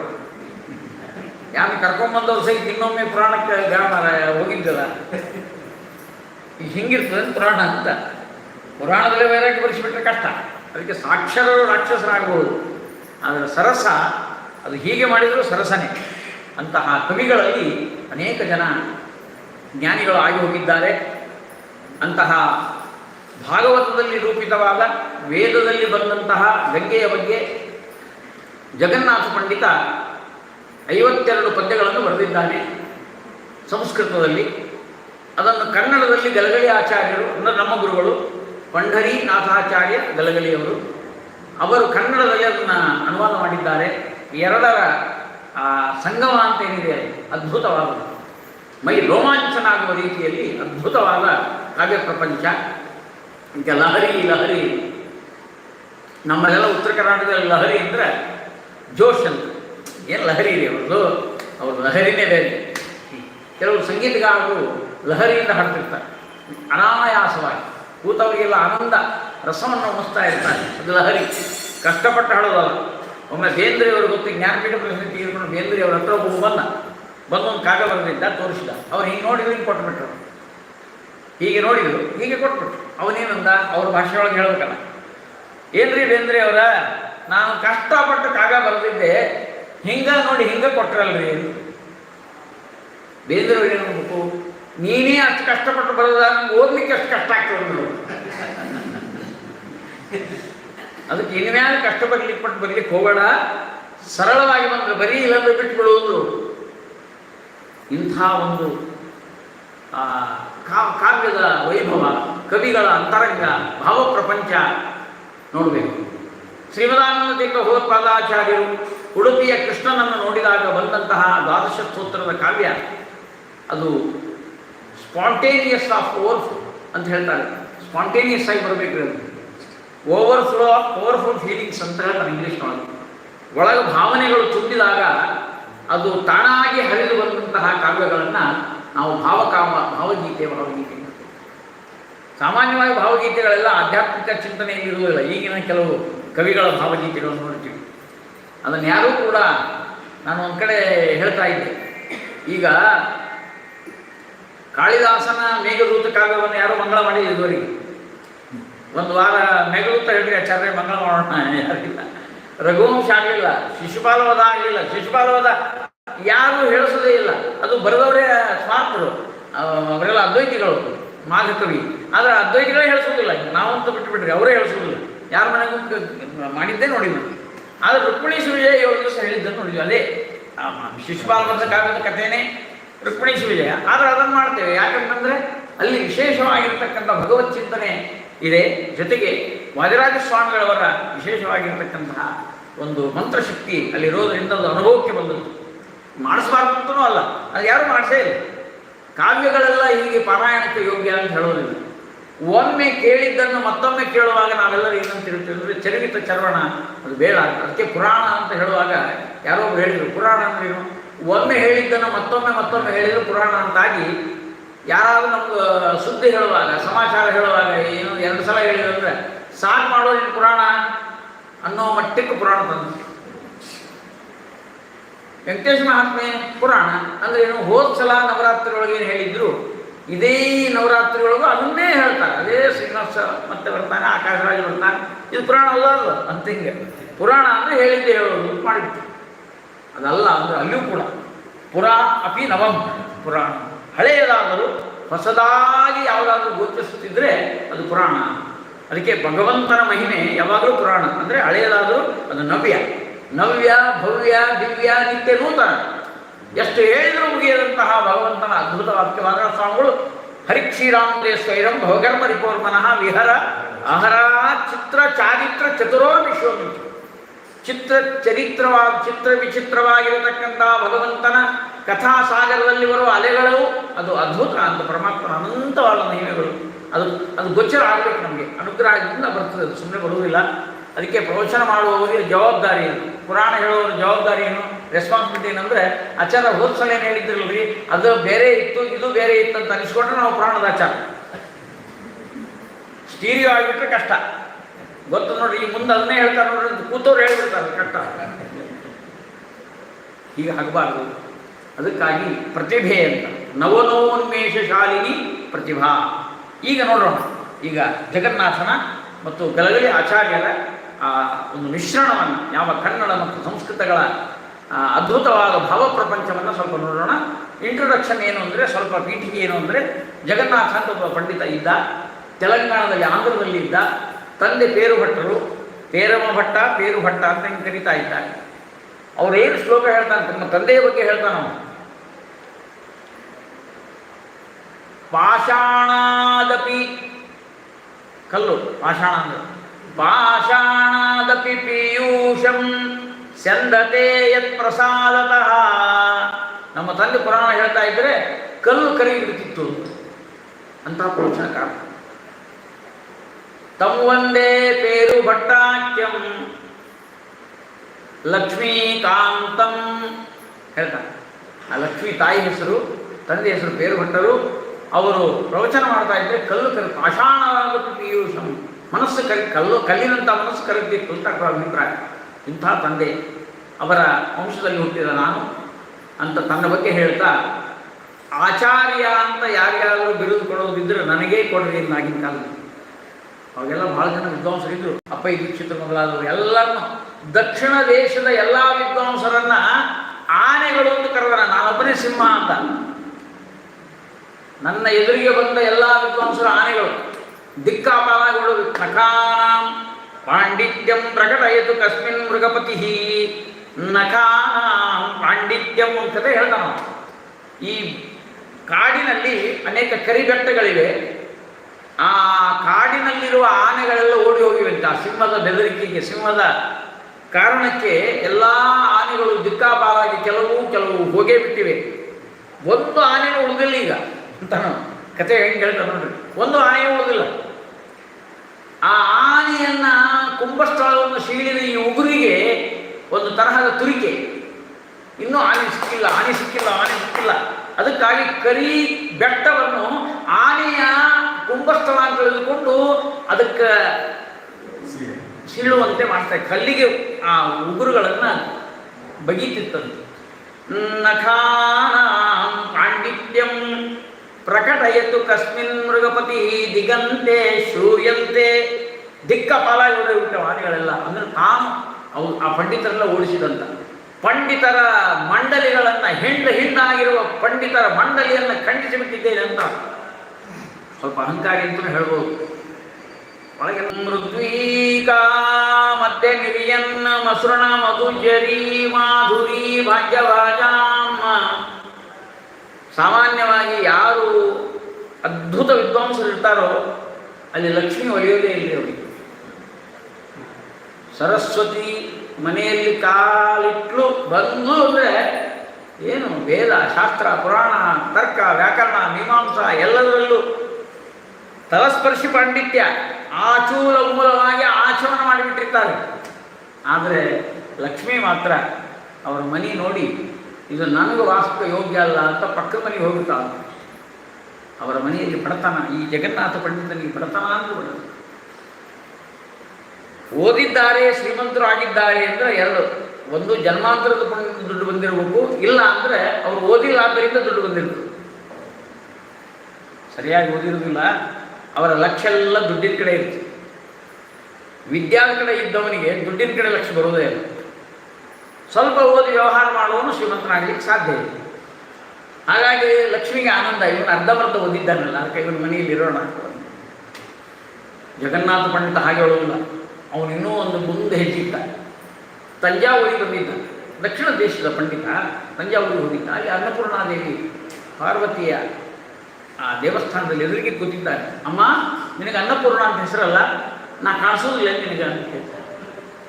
ಒಂದು ವಾರದಿಂದ ಊಟ ಇಲ್ಲದೆ ಹಸಿವೆಯಿಂದ ಕಂಗಾಲಾಗಿ ಆ ದೇವಿಯನ್ನು ನೋಡಿ ಸ್ತೋತ್ರ ಮಾಡಿದ್ದಾನೆ. ಖಂಜಾಯಿ ತೋಧೀಮತಿ ಗಂಜಾಪರೋಪಿ ಬತ ಸಂಜಾಯ ತೇತ್ರ ಘನದ ಸಂಜಾಗಟಿತಿ ಗುಣ ಪುಂಜಾಯಿ ತಸ್ಯ ನತು ಗುಂಜಾಮಿ ಪಂಚಗಣಕಂ. ಖಂಜಾಯಿ ತೋಧೀಮತಿ ಗಂಜಾಪರೋಪಿ ಬತ. ಏನು ಶಬ್ದಗಳ ಜಾಲ ನೋಡಿ, ಅಶ್ವದಾಟಿ ಕಾವ್ಯ. ಖಂಜಾಯಿ ತೋಧಿಮತಿ ಅಂದರೆ ಬುದ್ಧಿ ಇಲ್ಲೇ ಇಲ್ಲ. ಸರಸ್ವತಿ ಶತ್ರುಗಳು, ನಿರಕ್ಷರ ಕುಕ್ಷಿಗಳು, 5 ತಲೆಮಾರು 7 ತಲೆಮಾರು ಸರಸ್ವತಿ ಭೇಟಿಯಾಗಿದ್ರು ಒಬ್ಬರು ಮನೆಗೆ. ಅಂದರೆ ಹೆಂಗಿರ್ಬೇಕು ಒಬ್ರಿಗಿಂತ ಒಬ್ಬರು. ಅವರ ಮನೆಯಲ್ಲಿ ಆ ಮನೆಗಳು ಗಗನಮಂಡಲಕ್ಕೆ ಮುಟ್ಟ್ಯಾವಂತೆ ಅವ್ರ ಮನೆಗಳೆಲ್ಲ. ಮನೆಯಲ್ಲಿ ಅಪರಂಪಾರವಾದ ಐಶ್ವರ್ಯ, ಕುಬೇರರಾಗಿಬಿಟ್ಟಿದ್ದಾರೆ ಅವರೆಲ್ಲ. ಆದರೆ ಗುಣಪುಂಜಾಯಿತನಾದ ವಿದ್ಯಾವಂತನಾಗಿರತಕ್ಕಂತಹ ನನ್ನಂಥವ್ರ ಮನೆಯಲ್ಲಿ ನತು ಗುಂಜಾಮಿ ಪಂಚ ಕನಕ, ಒಂದು ಗುಂಜಿ ಬಂಗಾರ ಇಲ್ಲ. ಓದಿದವರ ಮನೆಯಲ್ಲಿ ಒಂದು ಗುಂಜಿ ಬಂಗಾರ ಇಲ್ಲ. ಓದಲಾರದವರ ಮನೆಗಳು ಗಗನಮಂಡಲಕ್ಕೆ. ಪ್ರಾಸಾದೇ ವಿದುಬಿಂಬ ಚುಂಬಿನಿ ಲಸದ್ ವಾಸೋಭಿ ರಾಶೋಭಿನಃ. ಗಲಗಲಿ ರಾಮಾಚಾರ್ಯ ಅಂತ ನಮ್ಮ ಆಚಾರ್ಯರು ಚಿಕ್ಕಪ್ಪ, ಅಭಿನವ ಬಾಣಭಟ್ಟರು, ಅಭಿನವ ಕಾಳಿದಾಸರು ಅದ್ಭುತ ಪ್ರಶಸ್ತಿಗಳೆಲ್ಲ ಪಡೆದಿದ್ದಾರೆ. ಅವರೊಂದು ಶ್ಲೋಕ ಬರೆದಾರೆ, ಭಾಳ ಚಂದ ಬರೆದಾರೆ. ಪ್ರಾಸಾದೇ ಅರಮನೆ, ವಿಧು ಬಿಂಬ ಚುಂಬಿನಿ, ಚಂದ್ರಮಂಡಲ ಚುಂಬಿಸ್ತವನು, ಚಂದ್ರನಿಗೆ ಹೋಗಿ ಮುದ್ದು ಕೊಡುವಂತಹ ಎತ್ತರದ ಕಟ್ಟಡಗಳು. ನಮಗೆ ಇದ್ರ ಅನುಭವ ಬಂದಿದ್ದಿಲ್ಲ, ಬೆಂಗಳೂರಿಗೆ ಬಂದ ಮೇಲೆ ಗೊತ್ತಾಯಿತು. ಪ್ರಾಸಾದೇ ವಿಧು ಬಿಂಬ ಚುಂಬಿನಿ ಲಸತ್ ವಾಸೋಭಿ ಆಶೋಭಿನಃ. ಅವರ ಮನೆಯಲ್ಲಿ ಉಟ್ಟುಕೊಂಡ ಬಟ್ಟೆ ಒಬ್ಬೊಬ್ಬರು 1 ಲಕ್ಷ. ಅಂದರೆ ಹೆಂಡತಿರು ಲಕ್ಷ ಸೀರೆ, ಗಂಡ ಉಟ್ಕೊಂಡದ್ದು ಒಂದು 50,000 ರೂಪಾಯಿ ಮಡಿ, ಹೀಗೆಲ್ಲ ದೊಡ್ಡ ದೊಡ್ಡ ಕಾಸ್ಟ್ಲಿ ಮಡಿಗಳು. ಅದನ್ನು ಉಟ್ಕೊಂಡು ಬರ್ತಾ ಇದ್ರೆ ಅಂದರೆ ನೋಡ್ಬೇಕು, ಅವ್ರನ್ನೇ ನೋಡುವಂಥದ್ದು ಭಾಗ್ಯ, ಎಷ್ಟು ಶ್ರೀಮಂತರು ಅಂತ.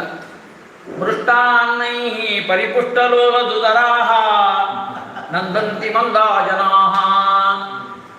ಅವರು ತಿಂದದ್ದು ನೋಡಿದರೆ, ಅವರ ಹೊಟ್ಟೆ ನೋಡಿದರೆ ಅಳತಿ ಮಾಡೋಕೆ ಏನು ತಿಂದಿದ್ದಾರೆ ಇವರು. ಗಂಧ ಹಚ್ಚಬೇಕಾದ್ರೆ ಹಿಂಗೆ ಹಚ್ಚಬೇಕಂತ, ಗಂಧ ಹಿಂಗೆ ಒಳಗಿಂದ ಹಚ್ಚೋಂಗೆ ಇಲ್ಲ. ವೈದಿಕ ಬ್ರಾಹ್ಮಣರ ಹೊಟ್ಟೆ ಪಾತಾಳ, ಶ್ರೀಮಂತರ ಹೊಟ್ಟಿಗೆ ಈ ಮೊದಲು ಹೊಟ್ಟೆ ಬರ್ತದೆ, ಆಮೇಲೆ ಅವರು ಬರ್ತಾರೆ. ಇಂಥ ಶ್ರೀಮಂತ ವರ್ಗ ಆಚಾರ್ಯರು, ಗಲಗಲಿ ರಾಮಾಚಾರ್ಯರ ಶ್ಲೋಕ ಚಂದ ಬರೆದಿದ್ದಾರೆ. ಒಬ್ಬ ಬ್ರಾಹ್ಮಣಗ ಮನೆ ಬಾಡಿಗೆ ಕೊಟ್ಟರಂತ, ಯಾರೂ ಕೊಟ್ಟಿದ್ದಿಲ್ಲ. ಬ್ರಾಹ್ಮಣರು ನೋಡಿದ್ರೆ ಯಾರೂ ಮನೆ ಬಾಡಿಗೆ ಕೊಡೋದೇ ಇಲ್ಲ, ನಿಶ್ಚಿಂತೆ ಅಂತ. ಅದಕ್ಕೆ ನೀವು ಪುರಾಣ ಹೇಳಿ ಎಷ್ಟು ತರಬೇಕು ಪಾಪ, ಅದೇನು ಬಾಡಿಗೆ ಕೊಡ್ತದೋ, 1 ತಿಂಗಳು ಕೊಟ್ಟ ಬಿಟ್ಟ ಅಂತ ಯಾರೂ ಕೊಡೋದಿಲ್ಲ. ಆದರೂ ಒಬ್ಬರು ಅಂದ್ರಂತೆ, ನಮ್ಮ ಇಲ್ಲೊಂದು ಮನೆ ಇದೆ, ನೀವು ಬಾಡಿಗೆ ಏನಷ್ಟು ಇಲ್ಲ, ಬರ್ರಿ. ಯಾಕೆ ಅಷ್ಟು ಕಡಿಮೆ ಅದಲ್ಲ ರೇಟು ಅಂತಂದರೆ, ನಿಮಗೆ ಮಡಿ ಭಾಳ ಅಲ್ಲ, ಮನೆಯೊಳಗೆ ನೀರು ಬರ್ತಾವ ಅಂದರು. ಎಲ್ಲಿ ಬೇಕಾಗಿ ನೀರು ಸೋರ್ತಾವೆ, ಬಕೆಟ್ ಇಡೋದು ತೊಗೊಳ್ಳೋದು, ಬಡಿಯಲೇ ತೊಗೊಳ್ಳೋದು. ಇಂಥ ಮನೆ ಅದು ಏನು ಮಾಡೋದು.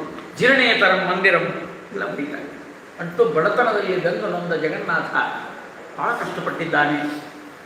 ಕೊನೆಗೆ ಕೈ ಚಾಚುವಂಥ ಪ್ರಸಂಗ ಬಂತು. ಅವನೇನು ವಿಚಾರ ಮಾಡಿದ, ಈ ತರ್ಕಶಾಸ್ತ್ರ, ಇದು ವ್ಯಾಕರಣ, ಇದೆಲ್ಲ ದುಡ್ಡು ಹುಟ್ಟವಲ್ಲ, ಇವೆಲ್ಲ ಇದರಿಂದ ದುಡ್ಡು ಬರೋದಿಲ್ಲ ಅಂತ ಗೊತ್ತಾಗಿ ತರ್ಕೇ ಕರ್ಕಶ ವಕ್ರ ವಾಕ್ಯ ಗಹನೆ ಯಾ ನಿಷ್ಠುರ ಭಾರತಿ. ಭಾರತಿ ನಿಷ್ಠುರಾಗ್ಯಾಳಂತ. ಭಾರತಿ ಅಂದರೆ ವಾಣಿ. ಆ ವಾಣಿ ಸರಸ್ವತಿ ಕೆಲವರು ನಿಷ್ಠುರಾಗಿಬಿಡ್ತಾರೆ. ಯಾಕಂದರೆ ಶಾಸ್ತ್ರ ಭಾಳ ಓದಿರೋದ್ರಿಂದ ಅವರ ವಾಣಿ ನಿಷ್ಠುರಾಗಿಬಿಡ್ತಾರೆ. ಅವ್ರ ಪ್ರವಚನ ಎಲ್ಲ ತರ್ಕದ ಪದ್ಧತಿಯೊಳಗೆ ಇರ್ತದೆ. ಆಚಾರ್ಯರು ಭಾರಿ ಪಂಡಿತರು ನೋಡ್ರಿ ಅಂದ್ರೆ ಒಬ್ಬರು ನಮ್ಮ ಮುಂದೆ. ಯಾಕಂದ್ರೆ ಅವ್ರು ಹೇಳಿದ್ದು ಒಂದು ತಿಳಿದಿಲ್ಲ. ಅವ್ರು ಹೇಳಿದ್ದು ತಲೆ ಮೇಲೆ ಹಾರೋಗ್ಯಾರಂದ್ರೆ ನಡು ವಿದ್ವಾಂಸರು ತಿಳ್ಕೊಬೋದು. ಈಗ ನಾವೆಲ್ಲ ಸರಳ ಹೇಳಿಬಿಟ್ರಿ ಅಂದ್ರೆ ಆಚಾರ್ಯರು ಅಷ್ಟು ಶಾಣೆ ಇದ್ದಂಗಿಲ್ಲ ಅಂತ ನಮ್ಗೆ ತಿಳಿಯೋಂಗೆ ಹೇಳ್ತಿಲ್ಲ. ಇದು ಪಜಿತಿನೇ. ಹಂಗಾರೆ ನಾವು ಒಂದೆರಡು ಪ್ರಯೋಗ ಮಾಡೋಕ್ಕಾಗ್ತದೆ ತಿಳಿಲಾರ್ದಂಗೆ. ನಮ್ಮ ಪಾಂಡಿತ್ಯ ಪ್ರದರ್ಶನ ಮಾಡಿ ಒಂದೇ ತಲೆ ತಿನ್ಬೇಕು. ತರ್ಕೆ ಕರ್ಕಶ ವಕ್ರವಾಕ್ಯ ಗಹನೆ ಯಾ ನಿಷ್ಠುರ ಭಾರತಿ ಸಾಕಾವ್ಯೆ ಮೃದುಲೋಕ್ತಿ ಸಾರ ಸುರವು ಶಾದೇವ ಮೇ ಕೋಮಲ. ಲಲಿತ ಕೋಮಲ ಕಾಂತ ಪದಾವಳಿಗಳ ಕಿಕ್ಕಿಡಿ ನಾದ ಝಂಕಾರದಲ್ಲಿ ನನ್ನ ವಾಣಿಯನ್ನು ಎಲ್ಲರಿಗೂ ಅಲಂಕಾರ ಮಾಡ್ತೀನಿ ಅಂತ ಹೇಳಿ ತಕ್ಷಣದಲ್ಲಿ ಕಾವ್ಯಗಳನ್ನು ಮಾಡಲಿಕ್ಕೆ ಶುರು ಮಾಡಿದ. ಸರಸವಾದ ಕಾವ್ಯ, ಸುಲಭವಾದ ಕಾವ್ಯ, ನೀವು ಕೇಳಿದ್ರು ಕೂಡ ಆನಂದ ಆಗಬೇಕು ಅಂಥದ್ದನ್ನು ಮಾಡಿ ಬದುಕಿದ. ಕೊನೆಗೆ ಏನಾಯಿತು, ಆ ಆಂಧ್ರದ ಒಬ್ಬ ರಾಜ ಇದ್ದ, ಅವನಿಗೇನು ದುಡ್ಡು ಕೊಡಲೇ ಇಲ್ಲ. ಬೇಜಾರಾಗಿ ಜಯಪುರಕ್ಕೆ ಹೋದ. ಅಲ್ಲಿ ಒಬ್ಬ ರಾಜನ ಆಸ್ಥಾನದಲ್ಲಿ ಪಾಠಶಾಲೆ ಮಾಡ್ಕೊಂಡಿದ್ದ. ಉತ್ತರ ಭಾರತದಲ್ಲಿ, ದಕ್ಷಿಣ ಭಾರತದಲ್ಲಿ ಇದು ಗೌರವ ಆಗಲೇ ಇಲ್ಲ. ಅಲ್ಲಿ ಹೋದ ಮೇಲೆ ಶಹಾಜಹಾನ್ ಕಿವಿಗೆ ಬಿತ್ತು. ಶಹಾಜಹಾನ್ ಸಂಸ್ಕೃತ ಕಲ್ತಿದ್ದ. ನೋಡ್ರಿ, ನಮ್ಮ ದೇಶದಲ್ಲಿ ಮುಸಲ್ಮಾನರು ಸಂಸ್ಕೃತ ಕಲ್ತ್ಬಿಟ್ಟಾರೆ. ಅವರು ಸಂಸ್ಕೃತ ಶ್ಲೋಕ ಬರೆಯುವಂತ ಆಗ್ಯಾರ. ನೀವು ಶ್ಲೋಕ ಹೇಳಿದ್ರೆ ಅರ್ಥ ಮಾಡ್ಕೊಳ್ಳೋರು ಇದ್ದಾರೆ. ನೀವು ಶ್ಲೋಕ ಹೇಳ್ತಾ ಇದ್ರೆ ಸಾಕು, ಅರ್ಥ ಆಗ್ತದೆ. ನಮ್ಮವರಿಗೆ ಸಮಸ್ಯೆ. ಬಹಳಷ್ಟು ಶ್ಲೋಕ ಅಂತಿದ್ರು ಯಾರೋ ಪ್ರವಚನಕಾರರು. ಭಾಳ ಶ್ಲೋಕ ಮೇಲೆ ಶ್ಲೋಕ ಕೂತವ್ರು ಅಂದರು. ಏನ್ರಿ ಅವ್ರು ಅದ ಅಂತ ನಮ್ಗೆ ಅರ್ಥ ಆಗೋದಿಲ್ಲ. ಸ್ವಲ್ಪ ತಡೀರಿ, ಅದನ್ನು ಅರ್ಥ ಹೇಳ್ತಾರೆ, ಸ್ವಲ್ಪ ತಡ್ಕೊಳ್ರಿ ಅಂತ ಹೇಳಿದ್ರು. ನಮ್ಮ ಹಣೆವಾರ ಶೈಲಿ ಬಂದು ಅಂದರೆ ಬ್ರಾಹ್ಮಣರದು ಶ್ಲೋಕ ನಾವು ಹೇಳಬೇಕು, ಅದನ್ನ ಕನ್ನಡ ಅನುವಾದ ಮಾಡಬೇಕು ಅಂತ ತಿಳಿಯೋಂಗೆ ಹೇಳಿದ ಮೇಲೆ ನಿಮ್ಗೆ ಆನಂದ ಆಗಬೇಕು. ಇಷ್ಟು ಪರಿಸ್ಥಿತಿ ಗೊತ್ತಿರಾಗಿದೆ. ಕೆಲವರಿದ್ದಾರೆ ನಮ್ಮ ದೇಶದಲ್ಲಿ, ಮುಸಲ್ಮಾನರು ಕೂಡ ಶ್ಲೋಕ ಹೇಳ್ತಾ ಹೇಳ್ತಾ ಅರ್ಥ ಮಾಡ್ಕೊಳ್ಳೋಷ್ಟು ಸಂಸ್ಕೃತ ಕಲ್ತಾರೆ. ಆಗಿನ ಕಾಲಕ್ಕೆ, ಜಲಜಾನ ಕಾಲ. ಈ ಬಿಜಾಪುರದ ಆದಿಲ್ ಶಾಹಿ ಅಂತ ಒಬ್ಬ ರಾಜ ಇದ್ದ. ಅವನಿಗೂ ಸಂಸ್ಕೃತ ಬರ್ತಿತ್ತು. ಒಬ್ಬರು ಆಚಾರ್ಯರು ಹೇಳಿದ್ರು, ನಮ್ಗೊಂದು ಸ್ವಲ್ಪ ಏನೋ ಹೊಲ ಹಾಕ್ಕೊಡ್ರಿ. ಯಾಕಂದ್ರೆ ಅವರೇನು ಸರ್ಕಾರ ಅವಾಗ. ಹುಜೂರ್ ಸ್ವಲ್ಪ ಏನೋ ವ್ಯವಸ್ಥೆ ಮಾಡಿರಿ. ನಡುವಿನವರು ಹೇಳಿದ್ರು, ಆಚಾರ್ಯಕ್ಕೆ ಏನೋ ಕೊಡ್ರಿ. ಅವನ ಶ್ಲೋಕಂ ರಚಯಿತು ಅಹಂ ದದಾಮಿ ಅಂತ ಆದಿಲ್ ಶಾಹಿ ರಾಜ ಘಾವರಾಯ ಬಿಟ್ಟಿ ಮಾಡು. ಅವನಿಗೆ ಸಂಸ್ಕೃತ ಮಾತಾಡಿದ್ರೆ ಇವನು ಹಣೆವಾರಿ ಒಂದು ಶ್ಲೋಕ ಮಾಡು, ನಾನು ಬೇಕಾದ ಕೊಡ್ತೀನಿ. ಅವ್ರು ಹೇಳಿದರು, ಶ್ಲೋಕ ಹೆಂಗಿರ್ಬೇಕಂದ್ರೆ ನಮ್ಮ ಧರ್ಮ ನಿಮ್ಮ ಧರ್ಮ ಒಂದ ಅಂತಿರ್ಬೇಕು. ಇದೊಂದು ಕಠಿಣ ಪರಿಸ್ಥಿತಿ. ಇನ್ನೊಂದು ಶ್ಲೋಕ ಕೃಷ್ಣನ ಮೇಲೆ ಒಂದು ಶ್ಲೋಕ ಮಾಡ್ರಿ ಅಂತ ಮಾಡ್ಬೋದು. ಒಬ್ಬ ಕವಿಗೆ ಕೃಷ್ಣನ ಮೇಲೆ ಶ್ಲೋಕ ಮಾಡು ಅಂತ ಹೇಳಿದ್ರು. ಕಂಡೀಷನ್ ಏನು ಹಾಕಿದ್ರು ಅಂದರೆ ನ ಮತ್ತು ದ ಇವೆರಡು ಅಕ್ಷರ ತಗೋದು. ಇನ್ನೊಂದು ಅಕ್ಷರ ಒಳಗೆ ಪ್ರವೇಶ ಆದರೆ ಸಂಭಾವನೆ ಇಲ್ಲ. ಕೃಷ್ಣನ ಸ್ತೋತ್ರ ಆಗಿರಬೇಕು, ನಕಾರ ಮತ್ತು ದಕಾರ ಇರಬೇಕು. ಈ ಹೊಟ್ಟೆಯೊಂದು ಇರ್ತದೆ ನೋಡ್ರಿ, ಸಂಕಟ ಆಗಿರ್ತದೆ. ಎಲ್ಲ ಶ್ಲೋಕ ಬರ್ತಾವೆ. ಹಸಿದ ಹೊಟ್ಟೆಯಲ್ಲಿ ಬೇಕಾದ ವಿದ್ಯೆ ಬರ್ತದೆ. ಹೊಟ್ಟೆ ತುಂಬಿದವರಿಗೆ ಬರೋಲ್ಲ. ಮ್ಯಾಲೆಲ್ಲ ಹೋಳಿಗೆ ಅವುಗೆಲ್ಲ ಬಿದ್ದು ಬಂದ್ರೆ ಶ್ಲೋಕ ಎಲ್ಲ ಅಲ್ಲೇ ಒಳಗೆ. ಪಾಂಡಿತ್ಯನೋ ಪ್ರತಿಭಾನೋ ಒಳಗೆ. ಯಾಕೆ ಬರೋದೇ ಇಲ್ಲ ಯಾವುದು. ನನಗೇನು ಬೇಕಾಗಿಲ್ಲ ಅಂತ ಆರಾಮಿದ್ದಿರ್ತಾನೆ. ಏನೂ ರಚನೆ ಮಾಡ್ಲಿಕ್ಕೆ ಹೋಗೋದೇ ಇಲ್ಲ. ಹೊಟ್ಟೆ ತುಂಬಿದವ. ಅದಕ್ಕೆ ಬಡತನ ಬ್ರಾಹ್ಮಣರಿಗೆ ಭಾಗ್ಯ. ಏನು ಮಾಡಿದ, ಆಗಿದ್ದಾಗ ಶ್ಲೋಕ ಮಾಡಿ ಕೃಷ್ಣನ ಬಗ್ಗೆ ಮಾಡಬೇಕಲ್ಲ. ನಕಾರ ದಕಾರ ಎರಡೇ ಇರಬೇಕಲ್ಲ. ಹೌದು, ನಾನಾ ದಾನಾನಿ ದೀನಾನಾಂ ಅರ್ಥ ಹೇಳೋದಿಲ್ಲ, ಅಷ್ಟ ಅರ್ಥ ಆಗ್ತದೆ. ನಾನಾ ದಾನಾನಿ ದೀನಾನಾಂ ದದಾನೋ ನಂದನಂದನ. ನಂದನಂದನ ಕೃಷ್ಣ ದದಾನ. ನಾನಾ ದಾನಾನಿ ದೀನಾನಾಂ ದದಾನೋ ನಂದನಂದನ. ನದೀನ ನಂದನಾನಂದೋ. ಸ್ವಲ್ಪ ಇಲ್ಲಿ ತಲೆ ಕೆಲಸ ಇದೆ. ನದಿ ಅಂದರೆ ನದಿಗಳು. ನದಿಗಳಿಗೆ ಈನ ಅಂದರೆ ಒಡೆಯಾರು, ವರುಣ ಅಂದರೆ ಸಮುದ್ರ ರಾಜ. ನದೀನ ಅಂದರೆ ಸಮುದ್ರ ರಾಜ. ಅವಳ ನಂದನ ಅಂದರೆ ರುಕ್ಮಿಣೀ ದೇವಿ. ಅವಳಿಗೆ ಆನಂದ ಕೊಟ್ಟವ ಕೃಷ್ಣ. ನದೀನ ನಂದನಾ ನಂದ. ನುದೇ ದೇನೋ ದಿನೇ ದಿನೇ. ನುದೇ ದೇನೋ ದಿನೇ ದಿನೇ. ನುದೇ ತಂದ್ರೆ ನಾಶ ಮಾಡಲಿ. ಏನಹ ಅಂದ್ರೆ ಪಾಪ. ಏನಹ ಏನಸಿ ಏನಾಂಸಿ ಅಂತ ಶಬ್ದ. ಏನಹ ಅಂದ್ರೆ ಪಾಪ. ಸಂಸ್ಕೃತದಲ್ಲಿ ಏನಹ ಅಂದರೆ ಪಾಪ.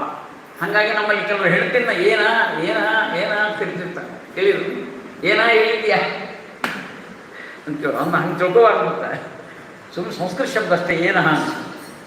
ಹೆಣ್ತಿಗೆ ಯಾಕೆ ಏನಂತಾರಂತ ಇನ್ನೂ ಗೊತ್ತಾಗಿಲ್ಲ ನನಗೆ. ನಮ್ಮ ಕಡೆ ಎಲ್ಲ ಅಂತಿರ್ತಾರೆ ಏನ ಅಂತ, ಏನ್ರಿ ಅಂತಕ್ಕಿಂತ ಅಂತ ನಾ ಏನ ಏಕವಚನ, ನೀವು ಏನ್ರಿ ಬಹುವಚನ ಅಂತ. ಒಬ್ರು ನಾನು ಏಕವಚನ ಪಾಪ, ನೀವು ಬಹುವಚನ ಪಾಪ ಅಂತ ರೀ ಹೆಚ್ಚು ಮಾತಾಡ್ಬೇಕಲ್ಲ. ಏನ ಅಂತೀವ್ರು ಅಂದ್ರೆ ಏನು ಸ್ವಾರಸ್ಯ ಶಬ್ದಗಳು ಸಂಸ್ಕೃತ ಕಲ್ತ್ರೆ ಬೇರೆ ಇರ್ತವೆ. ನುದೇದೇನೋ ಏನು ಅಂದ್ರೆ ಪಾಪವನ್ನ ದಿನೇ ದಿನೇ ನುದೇಕು. ಕೃಷ್ಣ ನಮಗೆ ನಿತ್ಯವೂ ಪಾಪವನ್ನು ಕಳೆಯಿರಿ. ನಾನಾ ದಾನಾನಿ ದೀನಾನಾಂ ದದಾನೋ ನಂದನಂದನ ನದೀನ ನಂದನಾನಂದೋ ನುದೇದೇನೋ ದಿನೇ ದಿನೇ.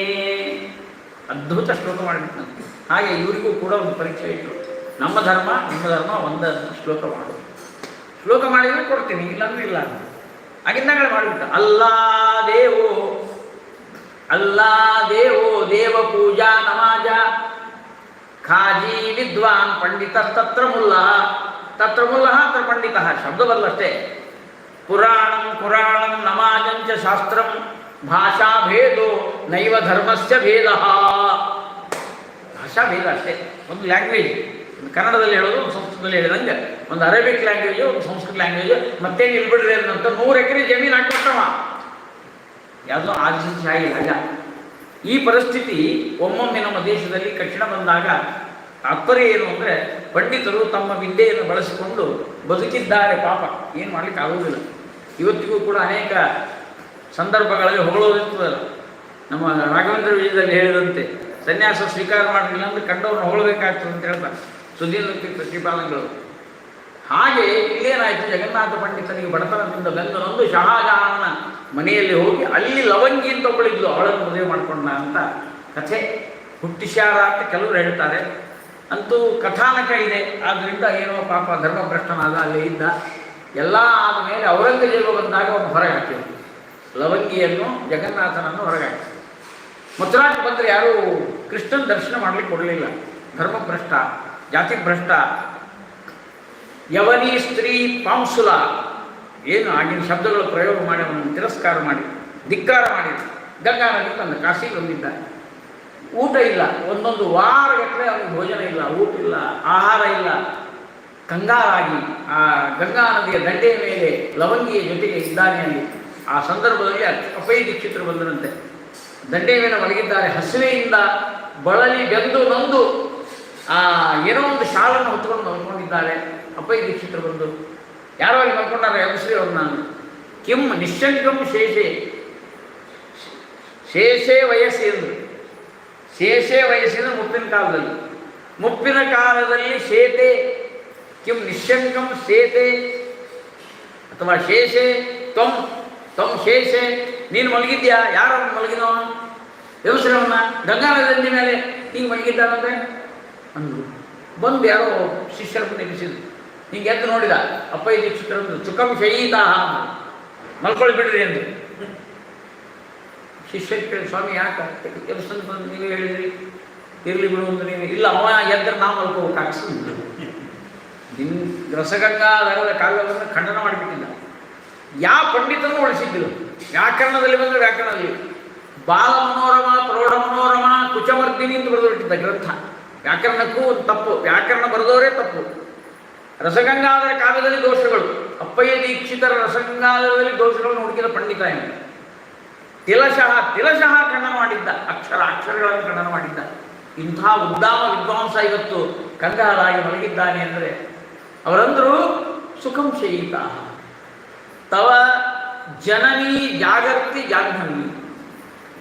ಅವನು ಮಲ್ಕೊಳ್ಳಿ, ಅವನ ತಾಯಿ ಎಚ್ಚರಿದ್ದಾಳೆ ಅಂತ ಒಂದು ಮಾತು.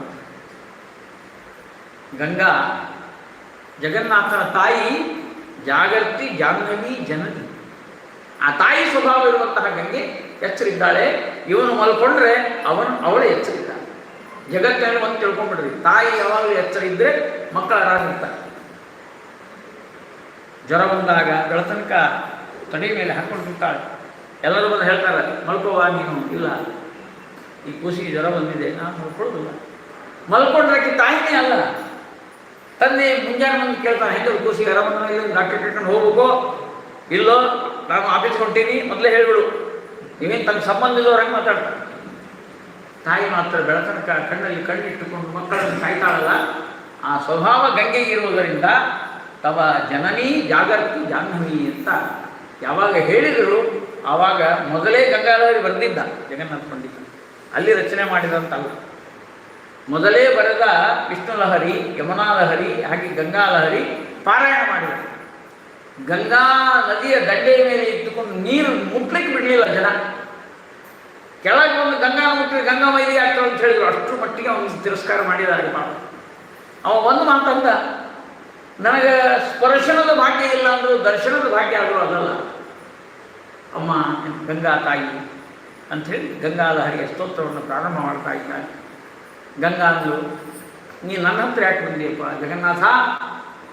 ಮಂತ್ರೈರ ಮೀಲಿತಂ, ಮಂತ್ರ ಮುಗಿದೋಗ್ಯಾವ. ಯಾವ ಮಂತ್ರಗಳನ್ನು ಉದ್ಧಾರ ಮಾಡಬೇಕಾಗಿದೆ ಅದೆಲ್ಲ ಮುಗೀತು. ಎಷ್ಟು ಜಪ ಮಾಡಿದೆ ಅದೇನು ಆಗಲಿಲ್ಲ. ಮಂತ್ರೈರ ಮೀಲಿತಂ ಔಷಧೈ ಮುಕುಲಿತಂ ಸ್ರಸ್ತಂ ಸುರಾಣಾಂಗಣೈ, ಎಲ್ಲ ದೇವತೆಗಳು ಸಹಿತ ಕೈ ಬಿಟ್ಟಾರೆ. ಸ್ರಸ್ತಂ ಸಾಂದ್ರ ಸುಧಾರಸೈ ವಿಗಲಿತಂ ಗಾರುತ್ಮತೈರ್ಗ್ರಾವಭಿಃ ವಿಚಿಕ್ಷಾಲಿತ ಕಾಲಿಯಾಗಿದಬಲೆ ಸ್ವರ್ಲೋಕ ಕಲ್ಲೋಲಿನಿ ತ್ವಂ ತಾಪಂ ತಿರಯಾಧುನಾ ಮಮ ಭವ ಜ್ವಾಲಾವಲಿಧಾತ್ಮನಃ. ಇಲ್ಲಿ ಗಲಗಲಿ ಆಚಾರ್ಯರ ಕನ್ನಡದ ವಾಣಿಯ ಸೊಬಗು ನಾವು ನೋಡಬೇಕು. ಆಚಾರ್ಯರಂತಾರೆ, ಯಾಕೆ ಬಂತು ಆಚಾರ್ಯ ಗಂಗಾಲಹರಿ ಬರೀಲಿಕ್ಕೆ ಕಾರಣ ಅಂದರೆ, ಗಲಗಲಿ ಊರಲ್ಲಿ ಕೃಷ್ಣಾ ನದಿ ಇದೆ. ಆ ಕೃಷ್ಣಾ ನದಿಯಲ್ಲಿ ಗಂಗಾ ಬಂದಿದ್ದಳು, ಭಾಗೀರಥಿ ಬಂದ ಕನ್ಯಾಗತ ಅಂತ ಹೇಳ್ತೀವಲ್ಲ, ಆ ಸಂದರ್ಭದಲ್ಲಿ ಎಲ್ಲರೂ ಸ್ನಾನ ಮಾಡ್ತಾ ಇದ್ದಾರೆ. ನಮ್ಮ ಗುರುಗಳು ಸ್ನಾನ ಮಾಡಿದರು. ಅವಾಗ 16-17 ವರ್ಷ, ಅವರೇನು ದೊಡ್ಡ ಭಾಳ ವಯಸ್ಸಿನವರು ಅಲ್ಲವ. ಮುಳುಗಿಂಗೆ ಹೇಳುವಾಗ ಭಾವ ಗಂಗೆ ಕನ್ಯಾಗತೆಂದು ಕನ್ನಡದ ನಾಡ ನುಡಿಗೆ ಹದುಳವೆಂದು ನನ್ನ ಮಿದುಳ ನೆಪವುದು ಮುಗಿದಳು ಎಲ್ಲ ಕಡೆಗೆ. ಎಲ್ಲ ಆಚಾರ್ಯರ ತಲೆ ಮೇಲೆ ಹೋಗ್ತಾ ಇದ್ದಂತೆ. ಇವರ ತಲೆಯ ಮೇಲೆ ಬಂದಾಗ ಗಂಗೆಗೆ ಅನಿಸ್ತಂತೆ, ಇವರ ಮುಖದಲ್ಲಿ ಒಳಗೆ ಇಳಿದ್ರೆ, ಮೆದುಳಿನಲ್ಲಿ ಇಳಿದ್ರೆ ಮುಖದಿಂದ ಹೊರಗೆ ಬರ್ತೀರಿ ಅಂತ ವಿಶ್ವಾಸ ಬಂತಂತೆ ಗಂಗಾಲಿ. ಎನ್ನ ಮುಖದ ಗೋಮುಖದಿ ತಾನೇ ಚಿಮ್ಮಿಹುದು ಗಂಗೆಲಹರಿ. ಆಚಾರ್ಯ ಅಂತಾರೆ, ಭಾವಗಂಗಾ ಬಂದ್ಬಿಟ್ಲು ಒಳಗೆ. ಕನ್ಯಾಗತದ ಗಂಗಾ ನದಿಯಲ್ಲಿ ಸ್ನಾನ ಮಾಡಿ ಮೇಲೆದ್ದಾಗ ನನ್ನ ತುಂಬೆಲ್ಲ ಗಂಗೆ ತುಂಬಿದ್ದಾರೆ. ಭಾವ ಗಂಗೆ ಕನ್ಯಾಗತೆಂದು ಕನ್ನಡದ ನಾಡ ನುಡಿಗೆ ಹದುಳವೆಂದು ನನ್ನ ಮಿದುಳ ನೆಪವು ಧುಮುಕಿದಳು ಎಲ್ಲ ಕಡೆಗೆ. ಯಜಯ ಭಾರ ಆನಂದ ಧಾರ ಯಜಯುಕ್ತಿ ಶಬ್ದವೇರಿ ಎನ್ನ ಮುಖದ ಗೋಮುಖದಿ ತಾನೆ. ಆ ಗೋಮುಖದಿಂದ ಗಂಗೆ ಬಂದಂತೆ ಈ ಆಚಾರ್ಯರ ಮುಖವೆಂಬ ಗೋಮುಖದಿಂದ ಜ್ಞಾನಮುಖ ಅಂತ ಇಟ್ಕೊಳ್ಬೇಕು. ಜ್ಞಾನಮುಖದಿಂದ ಹರಿದು ಬಂದ ಗಂಗೆಯ ಹರಿದು. ಮಂತ್ರೈರ ಮೀಲಿತಂ ಔಷಧೈ, ಜಗನ್ನಾಥ ಹೇಳಿದರೆ ಆಚಾರ್ಯ ಅಂತಾರೆ, ಮಂತ್ರ ತಂತ್ರ ಸುರ ಸಂತರೆಲ್ಲ ನಿಂತಿಹರು ಆಗಿ ಕಲ್ಲ. ಇಡೀ ಭಾರತ ತುಂಬ ಕಲ್ಲಿನ ದೇವರಿದ್ದಾರಲ್ಲ, ಯಾಕೆ ಕಲ್ಲಾಗ್ಯಾರ ಅಂದ್ರೆ ನನ್ನ ನೋಡಿ ಕಲ್ಲಾಗ್ಯಾರ. ಮಂತ್ರ ತಂತ್ರ ಸುರ ಸಂತರೆಲ್ಲ ನಿಂತಿಹರು ಆಗಿ ಕಲ್ಲ. ಅಮೃತ ಹನಿಗೆ ಸಂಜೀವ ಮಣಿಗೆ ಮಣಿದಿಲ್ಲ ಮಾಣಿದಿಲ್ಲ. ಇಂಥ ಘೋರ ಸಂಸಾರ ತಾಪ ದುರಿ ಕಡಿಮೆ ಮಾಡಿ ಕಾಯೇ. ಹಾವು ತುಳಿದ ತುಳಸಿಯನ್ನು ತಳೆದ ಹರಿಚರಣ ತೊಳೆದ ತಾಯಿ. ಎಲ್ಲ ನದಿ ಬಿಟ್ಟು ನಿನ್ನ ಹತ್ರ ಯಾಕೆ ಬಂದಿದ್ದೇನೆ ಅಂದರೆ, ನಿನ್ನ ನೀರಿನ ಮಹಿಮೆ, ಅದರ ಹಿರಿಮೆ, ಅದರ ಗರಿಮೆ, ಅದರ ಹಿಂದೆ ಒಂದು ಕಾರಣವಾದ ತಾಯಿ. ಹಾವು ತುಳಿದ ಕಾಳಿಯನನ್ನು ಮರ್ದನ ಮಾಡಿದ, ತುಳಸಿಯನ್ನು ತಳೆದ ಬ್ರಹ್ಮದೇವರು ಆ ತ್ರಿವಿಕ್ರಮ ದೇವರ ಪಾದವನ್ನು ಸೋಕಿ, ವಾಮಪಾದ ಎಡಗಾಲನ್ನು ಸೋಕಿದ ಮೇಲೆ ಗಂಗೆಯನ್ನು ಇಳಿದು ಬಂದಲ್ಲ, ಆವಾಗ ತುಳಸಿ ದಳೆಯನ್ನು ಏರಿಸಿದ್ರಲ್ಲ ಬ್ರಹ್ಮದೇವರು, ಅದು ನೇರವಾಗಿ ಗಂಗಾ ನದಿಗಳ ಒಂದೇ ಬರ್ತಂತೆ, ಇನ್ಯಾವ ನದಿಯಾಗಿ ಬರುತ್ತೆ. ಹಾವು ತುಳಿದ ತುಳಸಿಯನ್ನು ತಳೆದ ಹರಿಚರಣ ತೊಳೆದ ತಾಯಿ. ಶೃಂಗಾರ ಪಾದ ಪಾದನಖ ತುಂಗಾಗ್ರ ಭಿನ್ನಕನ ಕಾಂಗಾಂಡ ಪಾತಿ ತಟಿನಿ ತುಂಗಾತಿ ಮಂಗಲ ತರಂಗಾವಿ ಭೂತವಜ ಕಾಂಗಾಗ ವಾಮನಮ. ವಾದರಾಜ ಹೇಳ್ತಾರೆ ಶೃಂಗಾರ ಪಾದ, ಇದಕ್ಕೇನು ಅರ್ಥ ಹೇಳ್ಬೇಕ್ರಿ? ಅರ್ಥ ಹಾಗೆ ಆಗ್ತದೆ ನಿಮ್ಗೆ. ಶೃಂಗಾರ ಪಾದ ನಖ ತುಂಗ ಅದರ ತುದಿ, ಅಗ್ರ ಭಿನ್ನ ಕನ ಕಾಂಗಾಂಡ ಬಂಗಾರದ ಕಟಾಹ, ಅದೇನು ಮಣ್ಣಿದ್ದು ಗಾಡಿದು ಮೆತ್ತದ್ದು ಅಲ್ಲ, ಕೆಸರಿದ್ದಲ್ಲ, ಬಂಗಾರದಿಂದ ಮಾಡಿದಂತಹ ಅದ್ಭುತವಾದ ಬ್ರಹ್ಮಾಂಡ ಕಟಾಹವನ್ನು ಭೇದನ ಮಾಡಿತು. ಶೃಂಗಾರ ವಾದನಕ ತುಂಗಾಗ್ರ ಭಿನ್ನಕನ ಕಾಂಗಾಂಡ ಪಾತಿ ತಟಿನಿ. ತುಂಗಾ ಅವತ್ತಿನಿಂದ ಗಂಗಾ ಅಂದರೆ ಭಗವಂತನ ಪಾದ ಸೋಕೆ ವಿಷ್ಣುಪದಿಯಾದಳು. ವಿಷ್ಣು ಪಾದವನ್ನು ಕೊಟ್ಟಿದ್ದರಿಂದ ವಿಷ್ಣುಪದಿಯಾದ ಮೇಲೆ ಅವಳು ಗಂಗಾ ಆದಳು. ಗಂಗಾ ಅಂದರೆ ಮಂಗಳಕರ ಅಂತ ಅದ್ಭುತವಾಗಿರ್ತಕ್ಕಂಥ ನಿನ್ನ ಜನ್ಮ ಬಹಳ ಪಾವನ ಆಗಿರಮ್ಮ. ನಿನ್ನ ಜನ್ಮ ಪದುಮೇಶ ನಮಲ ಪದ ಪದುಮದು ಗುರಿನಿಂದ ವಾಸ ಮದನ ಮದ ಮುಕ್ಕುಗಣ್ಣ ಮುಕ್ಕಣ್ಣ ಮುಡಿಯ ಬಂದ ಸಮುತ್ಪತ್ತಿ ಪದ್ಮಾರಮಣ. ನಮ್ಮಲ್ಲಿ ಮನೆತನ ಅಂತಂತೀವಿ ನೋಡು. ಯಾರು ಅವರು ಆಚಾರ್ಯರು ಅಂತ ಕೇಳಿದಾಗ ಯಾರೋ ಒಬ್ರು ನಮಸ್ಕಾರ ಮಾಡ್ಲಿಕ್ಕೆ ಅಂದ್ಕೊಳ್ಳಿ, ಅವರು ಇನ್ನೊಬ್ರು ದೊಡ್ಡ ಪಂಡಿತರು ಇದ್ರಲ್ಲ, ಅವರ ಮಕ್ಕಳಿವರು, ಅವರ ಮನೆತನ. ಈ ಮನೆತನಗಳು ಅಂತ ನೋಡ್ರಿ ನಮ್ಮಲ್ಲೆಲ್ಲ ಅನೇಕ ಅಡ್ಡ ಸರ್ನೇಮ್ಗಳೇನು ಕೇಳಿದಾಗ ಎಷ್ಟು ಆನಂದ. ನಮ್ಮ ಕಡೆಯೆಲ್ಲ ಕೆಲವು ಸ್ತುಪ ಸಕ್ಕರೆ ಅಂತ ಮನೆತನ, ಗಲಗಲಿ ಅಂತ ಒಂದು ಮನೆತನ, ಕಟ್ಟಿ ಅಂತ ಒಂದು, ಮಳಗಿ ಅಂತ ಒಂದು. ಈ ಕಡೆಯೂ ಅನೇಕ ಜನ ವಿದ್ವಾಂಸರು ತಲೆತಲಾಂತರವಾಗಿ ಆ ಶಾಸ್ತ್ರಗಳನ್ನು ಓದಿಕೊಂಡಂತಹ ವಿದ್ವಾಂಸ ಇರ್ತಾರಲ್ಲ, ಅವ್ರ ಮನೆಗೇನೋ ಒಂದು ಕೂಸಿತ್ತಂದ್ರೆ ಅವ್ರ ಮನೆತನದ್ದು. ಅದು ಸುಮ್ಮನೆ ಮುಂಜಾನೆ ಸಾಕು ನಮಸ್ಕಾರ ಮಾಡಿಬಿಡ್ತಾರೆ. ಓದೇನ ಬಿಟ್ಟರೆ ಆಮೇಲೆ ವಿಚಾರ ಅವ್ರ ಮಕ್ಕಳ ಗೋತ್ರ, ಆ ಗೋತ್ರದಲ್ಲಿ ಬಂದವರು, ಆ ಮಠಗಳಲ್ಲಿ ಬಂದವರು, ಆ ದಿವಾನರ ಮಕ್ಕಳಿದ್ದರೆ, ಸ್ವಾಮಿಗಳ ಶ್ರೀಪಾದಪುತ್ರರು ಅಂತಿದ್ದರೆ ನಮ್ಮೆಲ್ಲ ಹಣೆಗಳನ್ನು ಅವ್ರಿಗೆ ಮಣಿಸ್ತೀವಿ. ಯಾಕಂದರೆ ಅವರು ಮಾಡಿದ ಸಾಧನೆ, ಅವರು ಮಾಡಿದಂತಹ ಪುಣ್ಯ ಸ್ವಲ್ಪ ಆದರೂ ನಮಗೂ ಬರಲಿ ಅಂತ ನಾವೆಲ್ಲ ಭಾವನೆ ಮಾಡ್ತೀವಿ. ಇನ್ನು ಈ ಮನೆತನಗಳು ಬಿಟ್ಬಿಟ್ರಿ, ಗಂಗಾದೇವಿಯ ಜನ್ಮಸ್ಥಾನ ಯಾವುದು ಅಂತ ಕೇಳ್ತಾನೆ ಕವಿ. ಸಮತ್ಪತ್ತಿ ಪದ್ಮಾರಮಣ ಪದ ಪದ್ಮಾವನ ಖಾತ ನಿವಾಸ ಕಂದರ್ಪ ಪ್ರತಿಭಟ ಜಟಾಯುಟವನೇ. ನಿನ್ನ ಜನುಮ ಪದುಮೇಶ ನಮಲ ಪದ ಪದುಮದು ಗುರಿನಿಂದ. ಆ ಭಗವಂತನ ಗೋವಿಂದನ ಸುಂದರವಾದ ಪಾದಾರದಿಂದ ಮಕರಂದ ಬಿಂದುವಾಗಿ ಬಂದವಳು.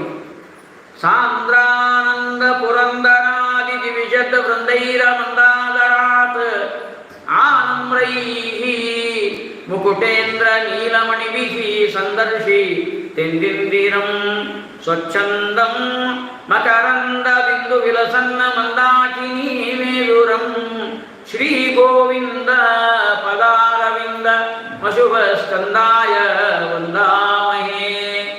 ದೇವರ ಪಾದವನ್ನು ಮುಟ್ಟಿದ್ದರಿಂದ ತೀರ್ಥ ಆಗಿದ್ದಾಳೆ. ನಮ್ಮ ದೇಶದಲ್ಲಿ ಅನೇಕ ನದಿಗಳಿವೆ. ಅವು ಬಂದದ್ದು ಹೇಗೆ ಅಂತ ವರ್ಣನೆ ಮಾಡ್ತಾರೆ. ಬೆಟ್ಟ ತುಟ್ಟ ತುದಿಯಲ್ಲಿ ಹುಟ್ಟಿ, ಬೆಟ್ಟ ತುಟ್ಟ ತುದಿಯಲ್ಲಿ ಹುಟ್ಟಿ ಹರಿಯುವವು ಎಷ್ಟು ಸುನದಿ. ಆದ್ರೆ ಅಲ್ಲಿ ಶಿವನ ಶಿರ ಜುಟ್ಟ ಮುಟ್ಟಿ ಮೆರೆದಿರುವ ಎಷ್ಟು ಜಗಲಿ. ಎಲ್ಲ ನದಿಗಳಿದೆ, ಶಿವನ ಜುಟ್ಟ ಮುಟ್ಟಿದ ನದಿ ಒಂದು ಬೇರೆ ಯಾವ ಇಲ್ಲೇ ಇಲ್ಲ, ಒಂದೇ ಒಂದು ನದಿ. ಅದ್ಯಾವುದು? ಗಂಗಾ ನದಿ. ಯಾಕೆ ಗಂಗಾಧರ ಅಂತ ಹೆಸರು.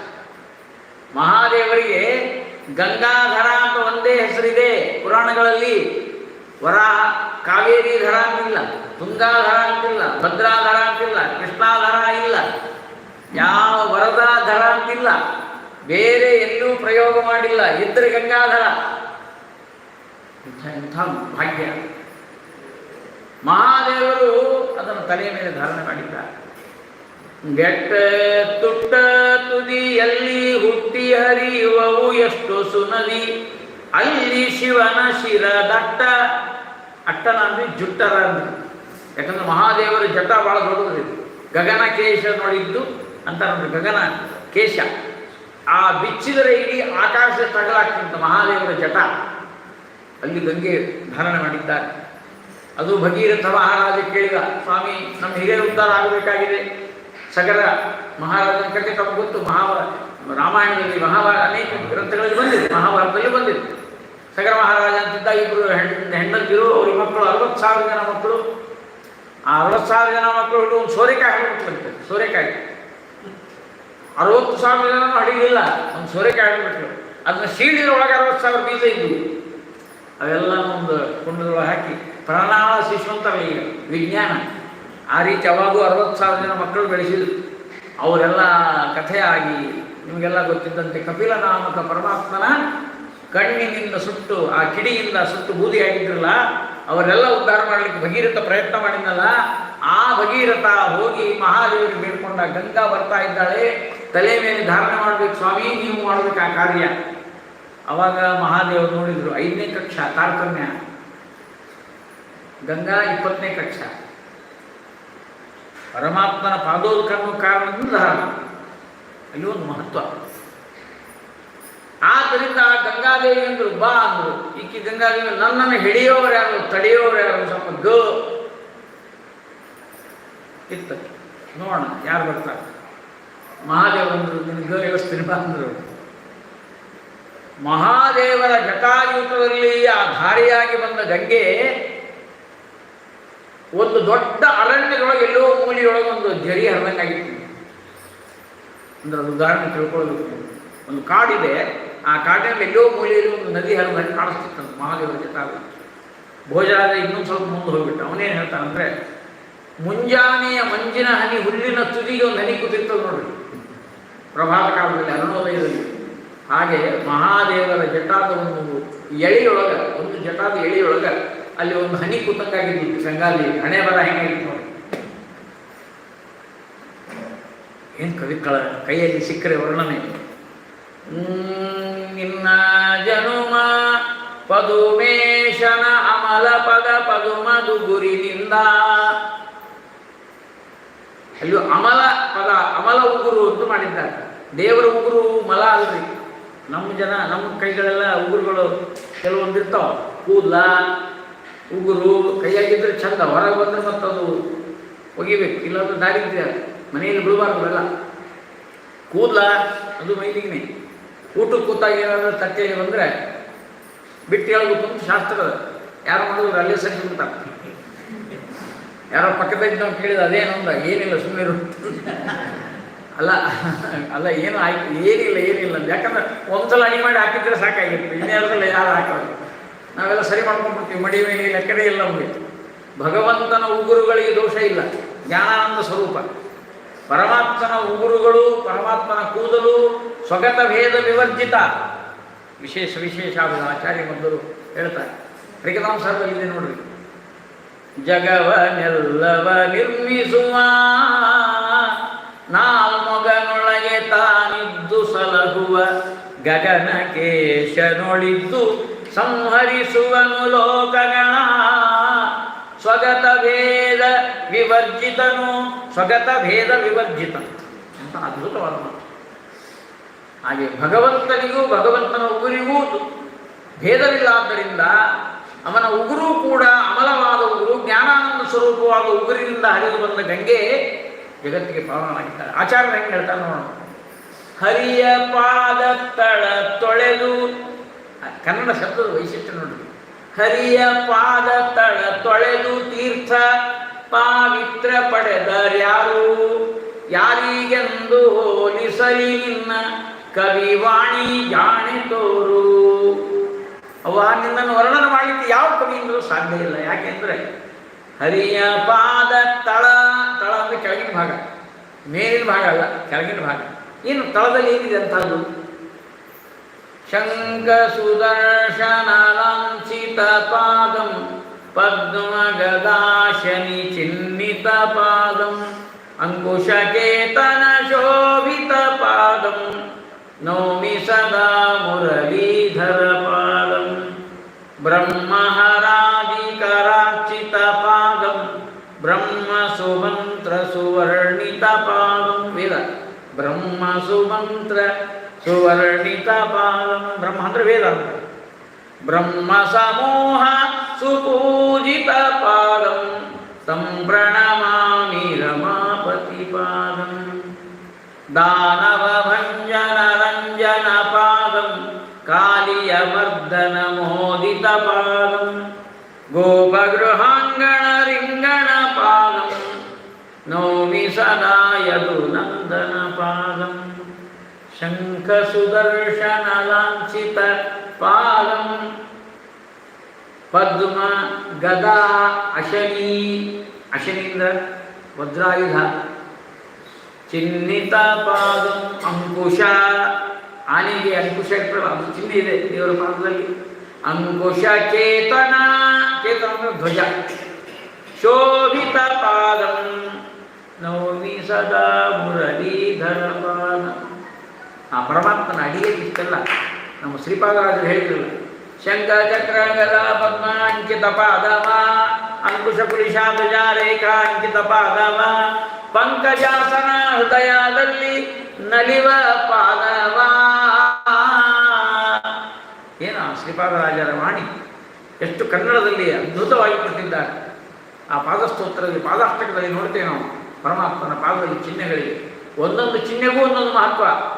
ಆದಿತ್ಯ ಪುರಾಣ ಅಂತರ್ಗತ ವೆಂಕಟೇಶ ಮಹಾತ್ಮೆ ಇದೆಯಲ್ಲ, ಅಲ್ಲಿ ಹೇಳ್ತಾರೆ ಯಾಕೆ ಇದು ಮಹತ್ವ ಅಂತಂದರೆ ಧ್ವಜ ಒಂದೇ ಹೇಳ್ಬಿಡ್ತಾರೆ, ಉಳಿದುವೆಲ್ಲ ಮತ್ತೆ ನೋಡೋಣ. ಧ್ವಜ ಚಿಹ್ನೆಯನ್ನು ಧ್ಯಾನ ಮಾಡಬೇಕಂತ ಏನಾಗ್ತದೆ, ಧ್ವಜ ಎಲ್ಲಿರ್ತದೆ? ದೇವಸ್ಥಾನದ ಮೇಲ್ಗಡೆ. ಯಾರು ಧ್ವಜ ಚಿಂತನೆ ಮಾಡ್ತಾರೋ ಅವ್ರು ಎಲ್ಲರ ಮೇಲೆ ಕಾಣ್ತಾರಂತೆ ಎಲ್ಲರಿಗೂ. ಕೆಲವು ಏನು ಕಾಣೋದಿಲ್ಲ. ಕೆಲವೊಂದು ಸಲ ಮಠಕ್ಕೆ ಹೋಗಿರ್ತೀವಿ, ಪರಿಚಯ ಇರ್ತದೆ, ಗೊತ್ತಿರ್ತದೆ, ಸೇವೆ ಮಾಡಿಸಿರ್ತೀವಿ, ಮಾತಾಡಿಸೋದು ಎದುರಿಗೆ ಬಂದು ಸುಮ್ಮನೆ ಹಾಗೆ ಯಾರನ್ನೋ ಮಾತಾಡ್ತಿರ್ತಾರೆ. ಅವ್ರು ಏನು ಮಾಡಿರಲಿಲ್ಲ ಅಂತ ಅವ್ರು ಮಾತಾಡ್ತಿರ್ತಾರೆ, ನಮ್ಮನ್ನೇನೋ ಮಾತಾಡ್ಸೋದಿಲ್ಲ. ಅದು ಭಾಳ ಕಷ್ಟ ಆಗ್ತದೆ, ಅವಮಾನ. ಅದಕ್ಕೆ ನಾವು ಹೇಳ್ತೀವಿ, ಅವಮಾನ ಮೊದಲು ಇಲ್ಲಿ ಆಗ್ತದೆ, ಮಠದಾಗ ಆಗ್ತದೆ. ಇಲ್ಲಿ ಕೊಡಬೇಡ, ಅಲ್ಲಿ ಕೊಡು, ಇಲ್ಲಿ ಪಂಡಿತರು ಬರ್ತಾರೆ, ಇಲ್ಲಿ ಆಗ್ತದೆ, ಅಲ್ಲಿ ಹೋಗಿ ಆ ಸಣ್ಣವ್ರನ್ನ ಕರ್ಕೊಂಡು ಬಂದಿರ್ತೀವಿ ನೋಡ್ರಿ, ಅವರೆಲ್ಲ ಏನಂತಾರೆ, ಇನ್ನೊಂದು ಮಠಕ್ಕೆ ಕರ್ಕೊಂಡು ಹೋಗೋಣ.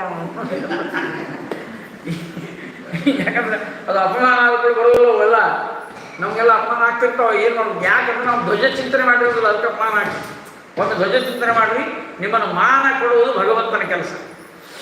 ಅವನ ಪಾದದಲ್ಲಿರುವ ಧ್ವಜದ ಚಿಂತನೆ ಯಾರು ಮಾಡ್ತಾರೋ ಅವರಿಗೆ ಮಾನ ಕೊಡುವುದು ನನ್ನ ಜವಾಬ್ದಾರಿ ಅಂತಾನೆ ಭಗವಂತ. ಅದಕ್ಕೆ ಜಗನ್ನಾಥದಾಸ ಹೇಳಿದರು, ಜ್ಞಾನ ಮಾನದ ಶರಣರ ಸುರಾಧೇನು ಸರ್ವದಾ. ಸರ್ವದಾ ಯಾವಾಗಲೂ ಸರ್ವಂ ದದಾತಿ, ಸರ್ವದಾ ಎರಡು ಇಟ್ಕೊಂಡು. ಜ್ಞಾನ ಮಾನದ, ದೇವರು ಮಾನದ ಅಂತ ವರ್ಣನೆ ಮಾಡ್ತಾರೆ. ಮಾನ ಲಕ್ಷ್ಮಿ, ಅನಂದ ವಾಯುದೇವರು, ಅವರಿಗೂ ಕೊಡೋರು ಇವರೇ, ನಮಗೆ ಕೊಡೋದು ಅಷ್ಟೇ ಅಲ್ಲ, ಲಕ್ಷ್ಮೀ ವಾಯುದೇವರಿಗೂ ಕೊಟ್ಟವರು ಭಗವಂತ. ಇದಕ್ಕೆ ಪುರುಷೋತ್ತಮ ಅಂದರೆ ಅವರಿಗೂ ಕೊಟ್ಟವರು ಇವರೇ. ಪುರುಷೋತ್ತಮನೇ ಪುರುಷರಿಗೆ ಕೊಟ್ಟವನು, ನಮಗೆಲ್ಲರಿಗೆ ಕೊಟ್ಟವನವನೇ ಭಗವಂತ. ಅಂತಹ ಅದ್ಭುತವಾದ ಕೀರ್ತಿ ಬರಬೇಕಾದ್ರೆ ಸ್ವಲ್ಪ ಕೀರ್ತಿ ಅಪೇಕ್ಷೆ ಇರ್ತದ್ರಿ ಯಾರ್ಯಾರು. ನಮಗೇನು ಊಟಕ್ಕೆ ಹಾಕೋದು ಬೇಡ, ನಮ್ಮನ್ನು ಗುರುತಿಸಿದ್ರೆ ಸಾಕು. ಆಚಾರ ಬಂದಿದ್ರು ಹಳೆ ಆಗಲಿ ಅಲ್ಲ, ಎಲ್ಲ ಮಾಡ್ಕೊಂಡು ಹೋಗ್ರಿ ಇಷ್ಟು ಹೇಳಿ ಅವ್ರು ಎಕಡೆಯಾದ್ರೂ ಹೋಗಿಲ್ಲ, ಅಷ್ಟು ಹೇಳಿದ್ರೆ ಸಾಕು ನಮಗೆ. ಉಂಡದ್ದು ಹತ್ತದ್ರಿ, ಇಲ್ಲಾಂದ್ರೆ ಬೈಸ್ಕೊಂಡು ಊಟ ಮಾಡಿದ್ರೆ ಊಟ ಹತ್ತಂಗಿಲ್ರಿ. ಆದರವಿಲ್ಲದ ಅಮೃತಾನ್ನವಾದರೇನು ಅಂತ ಹೇಳ. ಅದು ನಿಮಗೆ ಆದರ ಬರಬೇಕಂದ್ರೆ ಈ ಧ್ವಜ ಚಿಂತನೆ ಮಾಡಬೇಕಂತ. ಎಷ್ಟು ಅದ್ಭುತ ಇದೆ ನೋಡ್ರಿ ಪರಮಾತ್ಮನ ಪಾದ ಚಿಹ್ನೆಗಳು. ಅಂತ ಆ ಪಾದ ಚಿಹ್ನೆಯನ್ನು ಹರಿಯ ಪಾದ ತಳ ತೊಳೆದು ತೀರ್ಥ ಪಾವಿತ್ರ ಪಡೆದರ್ಯಾರು, ಯಾರಿಗೆಂದು ಹೋಲಿಸಲಿ ನಿನ್ನ ಕವಿವಾಣಿ ಜಾಣಿ ತೋರು. ಗಂಗಾದೇವಿ ಭಗವಂತನ ಪಾದವನ್ನು ತೊಳೆದು ಬರುವಾಗ ಅಲ್ಲಿರುವ ಮಕರಂದ, ಅದರ ಧೂಳು ಅದನ್ನು ತಗೊಂಡೇ ಬಂದಿದ್ದಾಳೆ.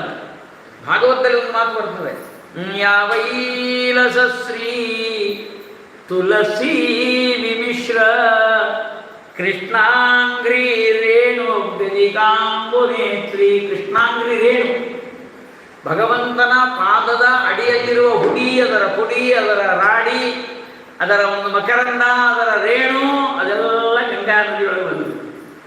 ಈ ನದಿಯಲ್ಲೂ ರಾಡಿ ಇರ್ತದೆ, ಕಾವೇರಿ ನದಿಯಲ್ಲಿ ರಾಡಿ ಇರ್ತದೆ ನೋಡ್ತೀವಿ ಮಳೆಗಾಲದಲ್ಲಿ. ಗಂಗಾ ನದಿಯಲ್ಲೂ ರಾಡಿ ಇತ್ತು, ಆ ರಾಡಿ ಬೇರೆ ಈ ರಾಡಿ ಬೇರೆ. ಇಲ್ಲೆಲ್ಲ ಕೆಸರು ಕೂಡಿ ರಾಡಿ. ಗಂಗಾ ನದಿಯಲ್ಲಿ ರಾಡಿ ಯಾವುದು ಅಂತ ವಿಚಾರ ಮಾಡಿ, ಸ್ವರ್ಗಲೋಕದೊಳಗ ದೇವತಾ ಸ್ತ್ರೀಯರು ಇನ್ನು ಸ್ನಾನ ಮಾಡ್ತಿದ್ರಲ್ಲ, ಅವರು ಹಚ್ಚಿಕೊಂಡ ಅರಿಶಿಣ, ಕುಂಕುಮ, ಪುನುಗು, ಕಸ್ತೂರಿ, ಕಾಡಿಗೆ ಎಲ್ಲ ಸೇರಿ ಕೂಡಿ ರಾಡಿಯಾಗಿದೆ. ಇಂದ್ರನೂರ ಸುಂದರಿಯ ವೃಂದಯದೆ ಗಂಗ ಗಂಧ ಚಂದ ನಗರು ಕೂಡಿ ರಮ್ಯ ರಸರಾಡಿ ಕಳಿಯಲೆಮ್ಮೆಲ್ಲ ಬಾಳಿನೊಗರು. ಕವಿ ಶ್ಲೋಕ ನೋಡ್ರಿ. ಲೀಲಾಲೋಲಲ್ಲ ಹರಿರುಳಿತಾಂಬೋಜ ಪಟಲಿ ಸ್ಖಲತ ಪಾಂಸೂರಾತ ಚೂರ್ಣ ವಿಸರತ ಕೌಂಕುಮರುಚಿ ಸುರಸ್ತ್ರೀ ವಕ್ಷೋಜಕ್ಷರದ ಗುರು ಜಂಬಾಲ ಜಟಿಲಂ ಜಲಂತೆ ಜಂಬಾಲಂ ಮಮ ಜನನ ಜಾಲಂ ಜಲಯತು ಜಲಂತೆ ಜಂಬಾಲಂ. ಜಂಬಾಲ ಅಂದ್ರೆ ಕೆಸರು ಸಂಸ್ಕೃತದೊಳಗೆ. ಜಲಂತೆ ಜಂಬಾಲಮ್ಮ ನಿನ್ನ ಜಂಬಾಲ ಮಮ ಜನನ ಜಾಲಂ ಜಲಯತು ನಮ್ಮ ಜನನ ಮರಣದ ಜಾಲ ಅದನ್ನು ತೊಳಿಲಿ ಅಂತ ಕವಿ ಗಂಗೆಯನ್ನು ಪ್ರಾರ್ಥನೆ ಮಾಡ್ತಾನೆ. ನಿನ್ನ ರಾಡಿ ನನ್ನ ಜೀವನದ ರಾಡಿಯನ್ನು ತೊಳೆಯಲಮ್ಮ.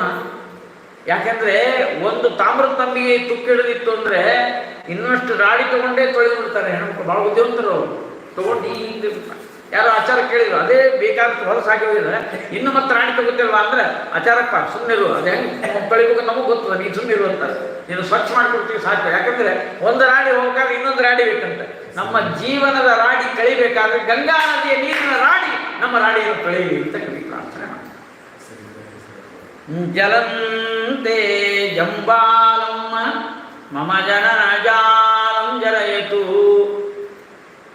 ಕೂಡಿ ರಮ್ಯ ರಸರಾಡಿ ಕಳಿಯಲೆಮ್ಮೆಲ್ಲ ಬಾಳಿನೊಗರು. ಒಂದು 50 ಜನ ಶೆಟ್ರು ಕೋಮಟರು ಜನ ಹೊಂಟಿದ್ರು ಗಂಗಾ ನದಿ. ಅವ್ರ ಜೊತೆ ಒಬ್ಬರು ಆಚಾರ ಪುರೋಹಿತರಿದ್ರು. ಗಂಗಾ ನದಿ ಬರ್ತಾ ಇದ್ದಾರೆ. ಇನ್ನೊಂದು 10 ಕಿಲೋಮೀಟರ್ ಇತ್ತು. ಒಂದು ದೇವಸ್ಥಾನದ ಮಲಗಿದ್ರು. ರಾತ್ರಿ ಕುಣಿಯೋದು ಹಾಡೋದು ಜೋರು ಗದ್ದಲ ಕೇಳಿಸ್ತು. ಇವರು ಆಚಾರ ಎದ್ಕೋ ಹೊರಗೆ ಎದ್ದು ನೋಡ್ತಾರೆ, ಯಾರೋ ಕುಣಿತಾ ಇದ್ರು. ಯಾರು ನೀವು ಕೇಳಿದ್ರು? ನಾವು ದೆವ್ವಗಳು ಅಂತ ಹೇಳಿದ್ವಿ. ದೆವ್ವಗಳು ಅಂತ ಹೇಳಿ ಕೂಡಲೇ ನೀವು ಯಾಕೆ ಕುಣಿಲಿಕ್ಕಿರ್ತೀರಿ? ಇಲ್ಲ, ನಮ್ಮ ಮಗಳ ಲಗ್ನದ ನಾಳೆ ವರ ಸಿಗ್ತ, ನಮಗೆ ಮದುವೆ ಮಾಡ್ತೀವಿ, ಸಂಭ್ರಮದಲ್ಲಿರ್ತೇವೆ. ವರ ಎಲ್ಲಿದ್ದಾನೆ? ನಿಮ್ಮ ಗುಂಪಿನಾಗೆ ಆಯ್ತೇನೋ ಆಘಾತ ಆಯ್ತು ಅಂದ್ರು ಆಚಾರ್ಯರು. ಇವ್ರ ಜೊತೆಗೆ ಬಂದೆ, ಯಾರೋ ಏನೋ ಯಾರಿಗೂ ಗೊತ್ತು. ಅದರಲ್ಲಿ ವರ ಬೇರೆ ಅಂತ ಇದ್ದಾರೆ. ಯಾರು ಹೋಗ್ತಾರೋ ನಾಳೆ ಗೊತ್ತಿಲ್ಲ. ನಾ ಈಗ ಯಾಕೆ ರಾತ್ರಿ ಹೇಳೋದು? ಸುಮ್ಮಕೊಂಡ್ರು ಪಾಪ. ಹೋಗೋರು ಹೋಗ್ತಿರ್ತಾರೆ ನೋಡ್ರಿ, ಯಾಕೆ ಮೊದಲೇ ಹೇಳೋದು? ಮರುದು ಮುಂಜಾನೆದ್ದು ಹೊರಡ್ತಾ ಇದ್ದಾರೆ. ಗಂಗಾ ನದಿ ಇನ್ನೇನು ಸಮೀಪ ಕಾಣಬೇಕು, ಇನ್ನೊಂದು 2 ಕಿಲೋಮೀಟರ್ದಲ್ಲಿ. ಒಂದು ಹೋರಿ ಬಂತು. ಜೋರಾಗಿ ಬಂದದ್ದೇ ಕೋಡು ಒಬ್ಬ ಹುಡುಗ, 20 ವರ್ಷದ ಹುಡುಗನ ಹೊಟ್ಟೆಯಲ್ಲಿ ಹಾಕಿ ಎತ್ತಿ ಹೋಗಿ ಸತ್ತೇ ಹೋಯ್ತು. ಆಚಾರ ಬಂದರು, ನಿನ್ನೆ ಹೇಳಿ ಸರಿಯಾಗಿ ಯಾರೋ ಒಬ್ಬ ಹೋಗ್ತಾನೆ ಅಂತ ಹೇಳಿದ್ರಲ್ಲ, ಪ್ರತ್ಯಕ್ಷ ಆಯಿತು. ಇನ್ನೇನು ಮುಂದೆ ಹೋಗ್ತಾರೆ ಪಾಪ. ಅಲ್ಲೇ ಹೋದ್ರು. ಅಲ್ಲೇ ಇನ್ನೊಂದು ಏನೋ ದೇವಸ್ಥಾನ ಇತ್ತು, ಅಲ್ಲೇ ಕೂತ್ಕೊಂಡು ಅಂದರೆ ಒಂದು ಮಂಟಪದಲ್ಲಿ ಕುಳಿತರು. ಅವ್ರಿಗೆಲ್ಲ ಮಾಡಿಸಿರ್ತಾರೆ. ಪುರೋಹಿತನವರೇ ಎಲ್ಲ ಮಾಡಿ ಮುಗಿಸಿದ. ಮಲ್ಕೊಂಡಪ್ಪ ಅಂತ ಮನಸ್ಸಿಗೆ ದುಃಖ ಆಯಿತು. ಆದರೂ ಕೂಡ ಮಲ್ಕೊಂಡಿದ್ದಾರೆ. ರಾತ್ರಿ ಮತ್ತೆ ಗಲಾಟೆ.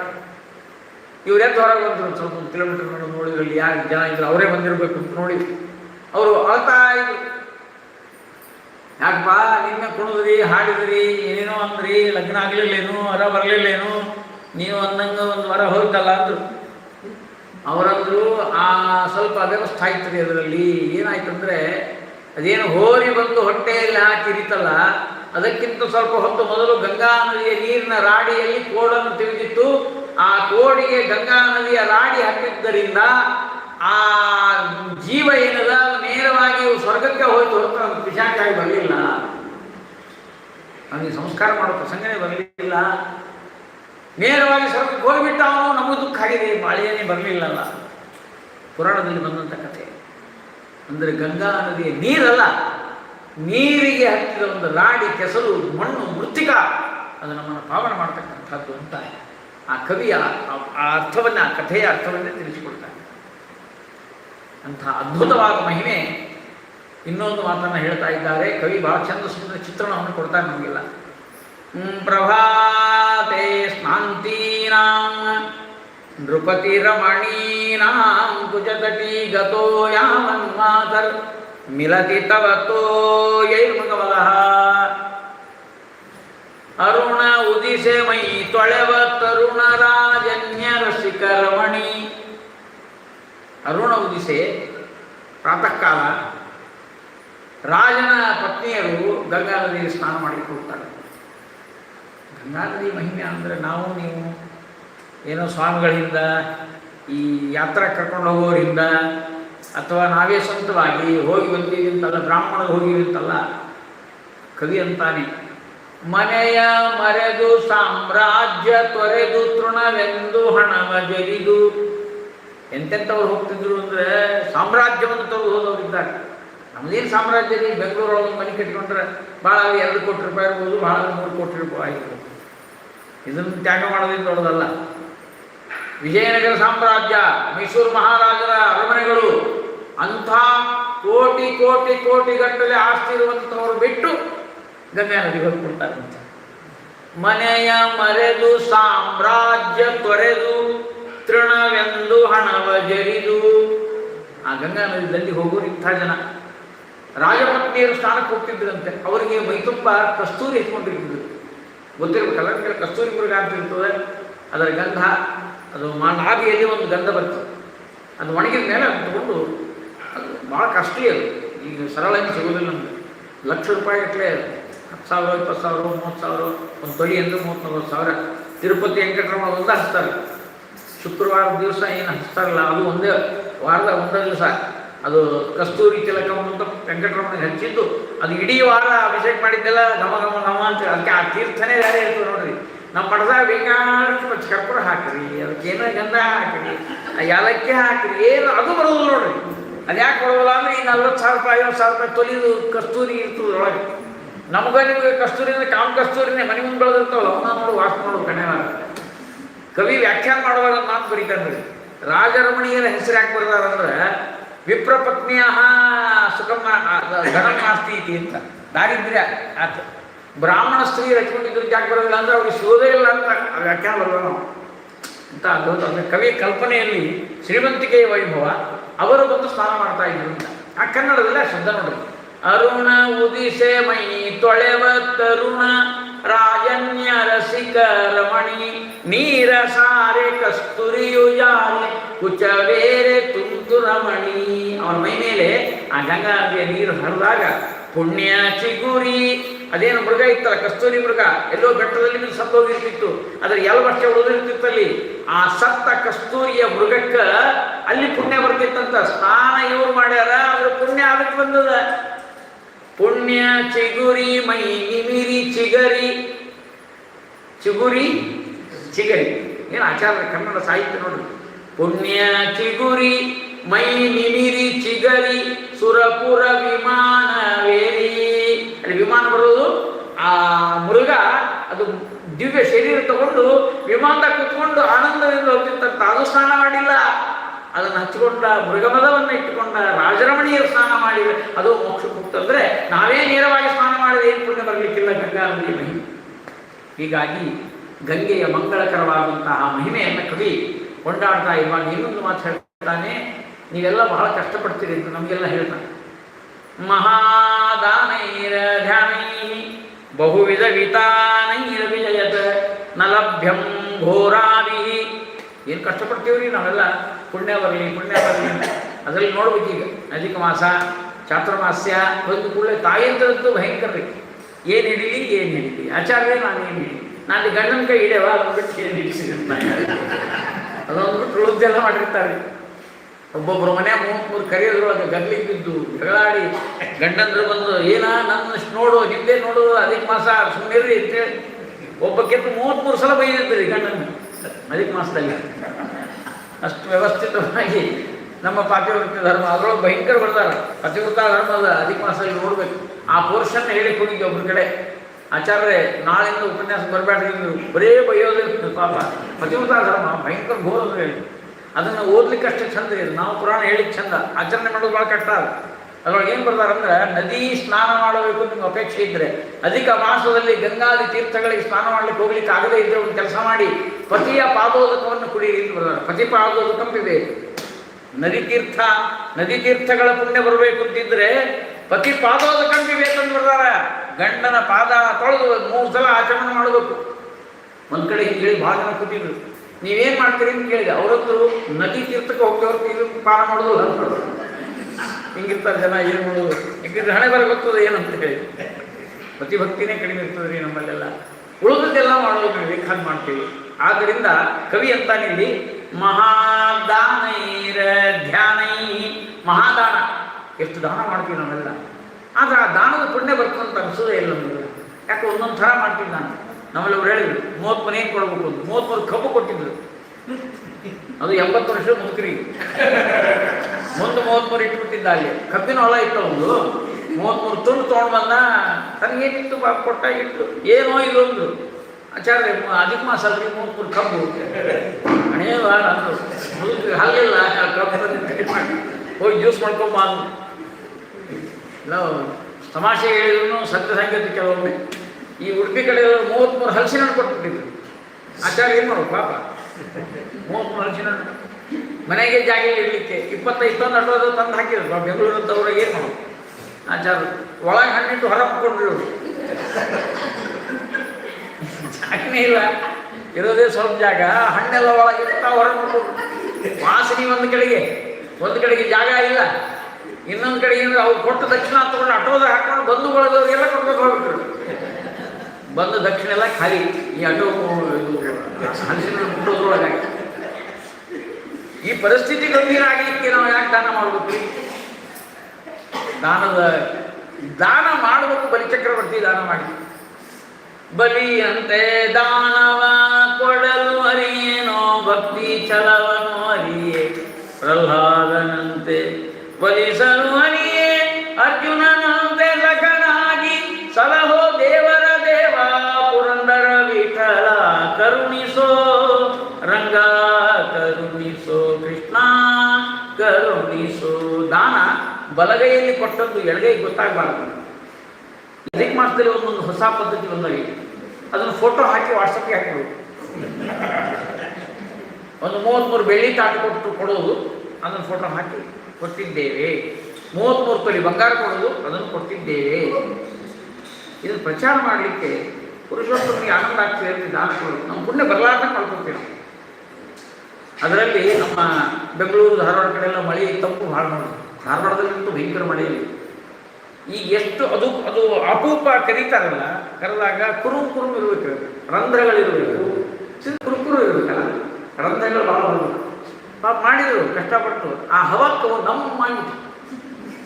ನಮ್ಮಂದ್ರೆ ಗೊತ್ತಾಗ್ತದೆ. ಅದಕ್ಕೊಬ್ರು ಹೇಳಿದ್ರು, ಈ ನಮ್ಮದು ಯಾರಿಗೆ ಕೊಡ್ತೀರಿ? ನಮ್ಮ ಆಚಾರ್ಯಗೆ ಕೊಡ್ತೀವಿ.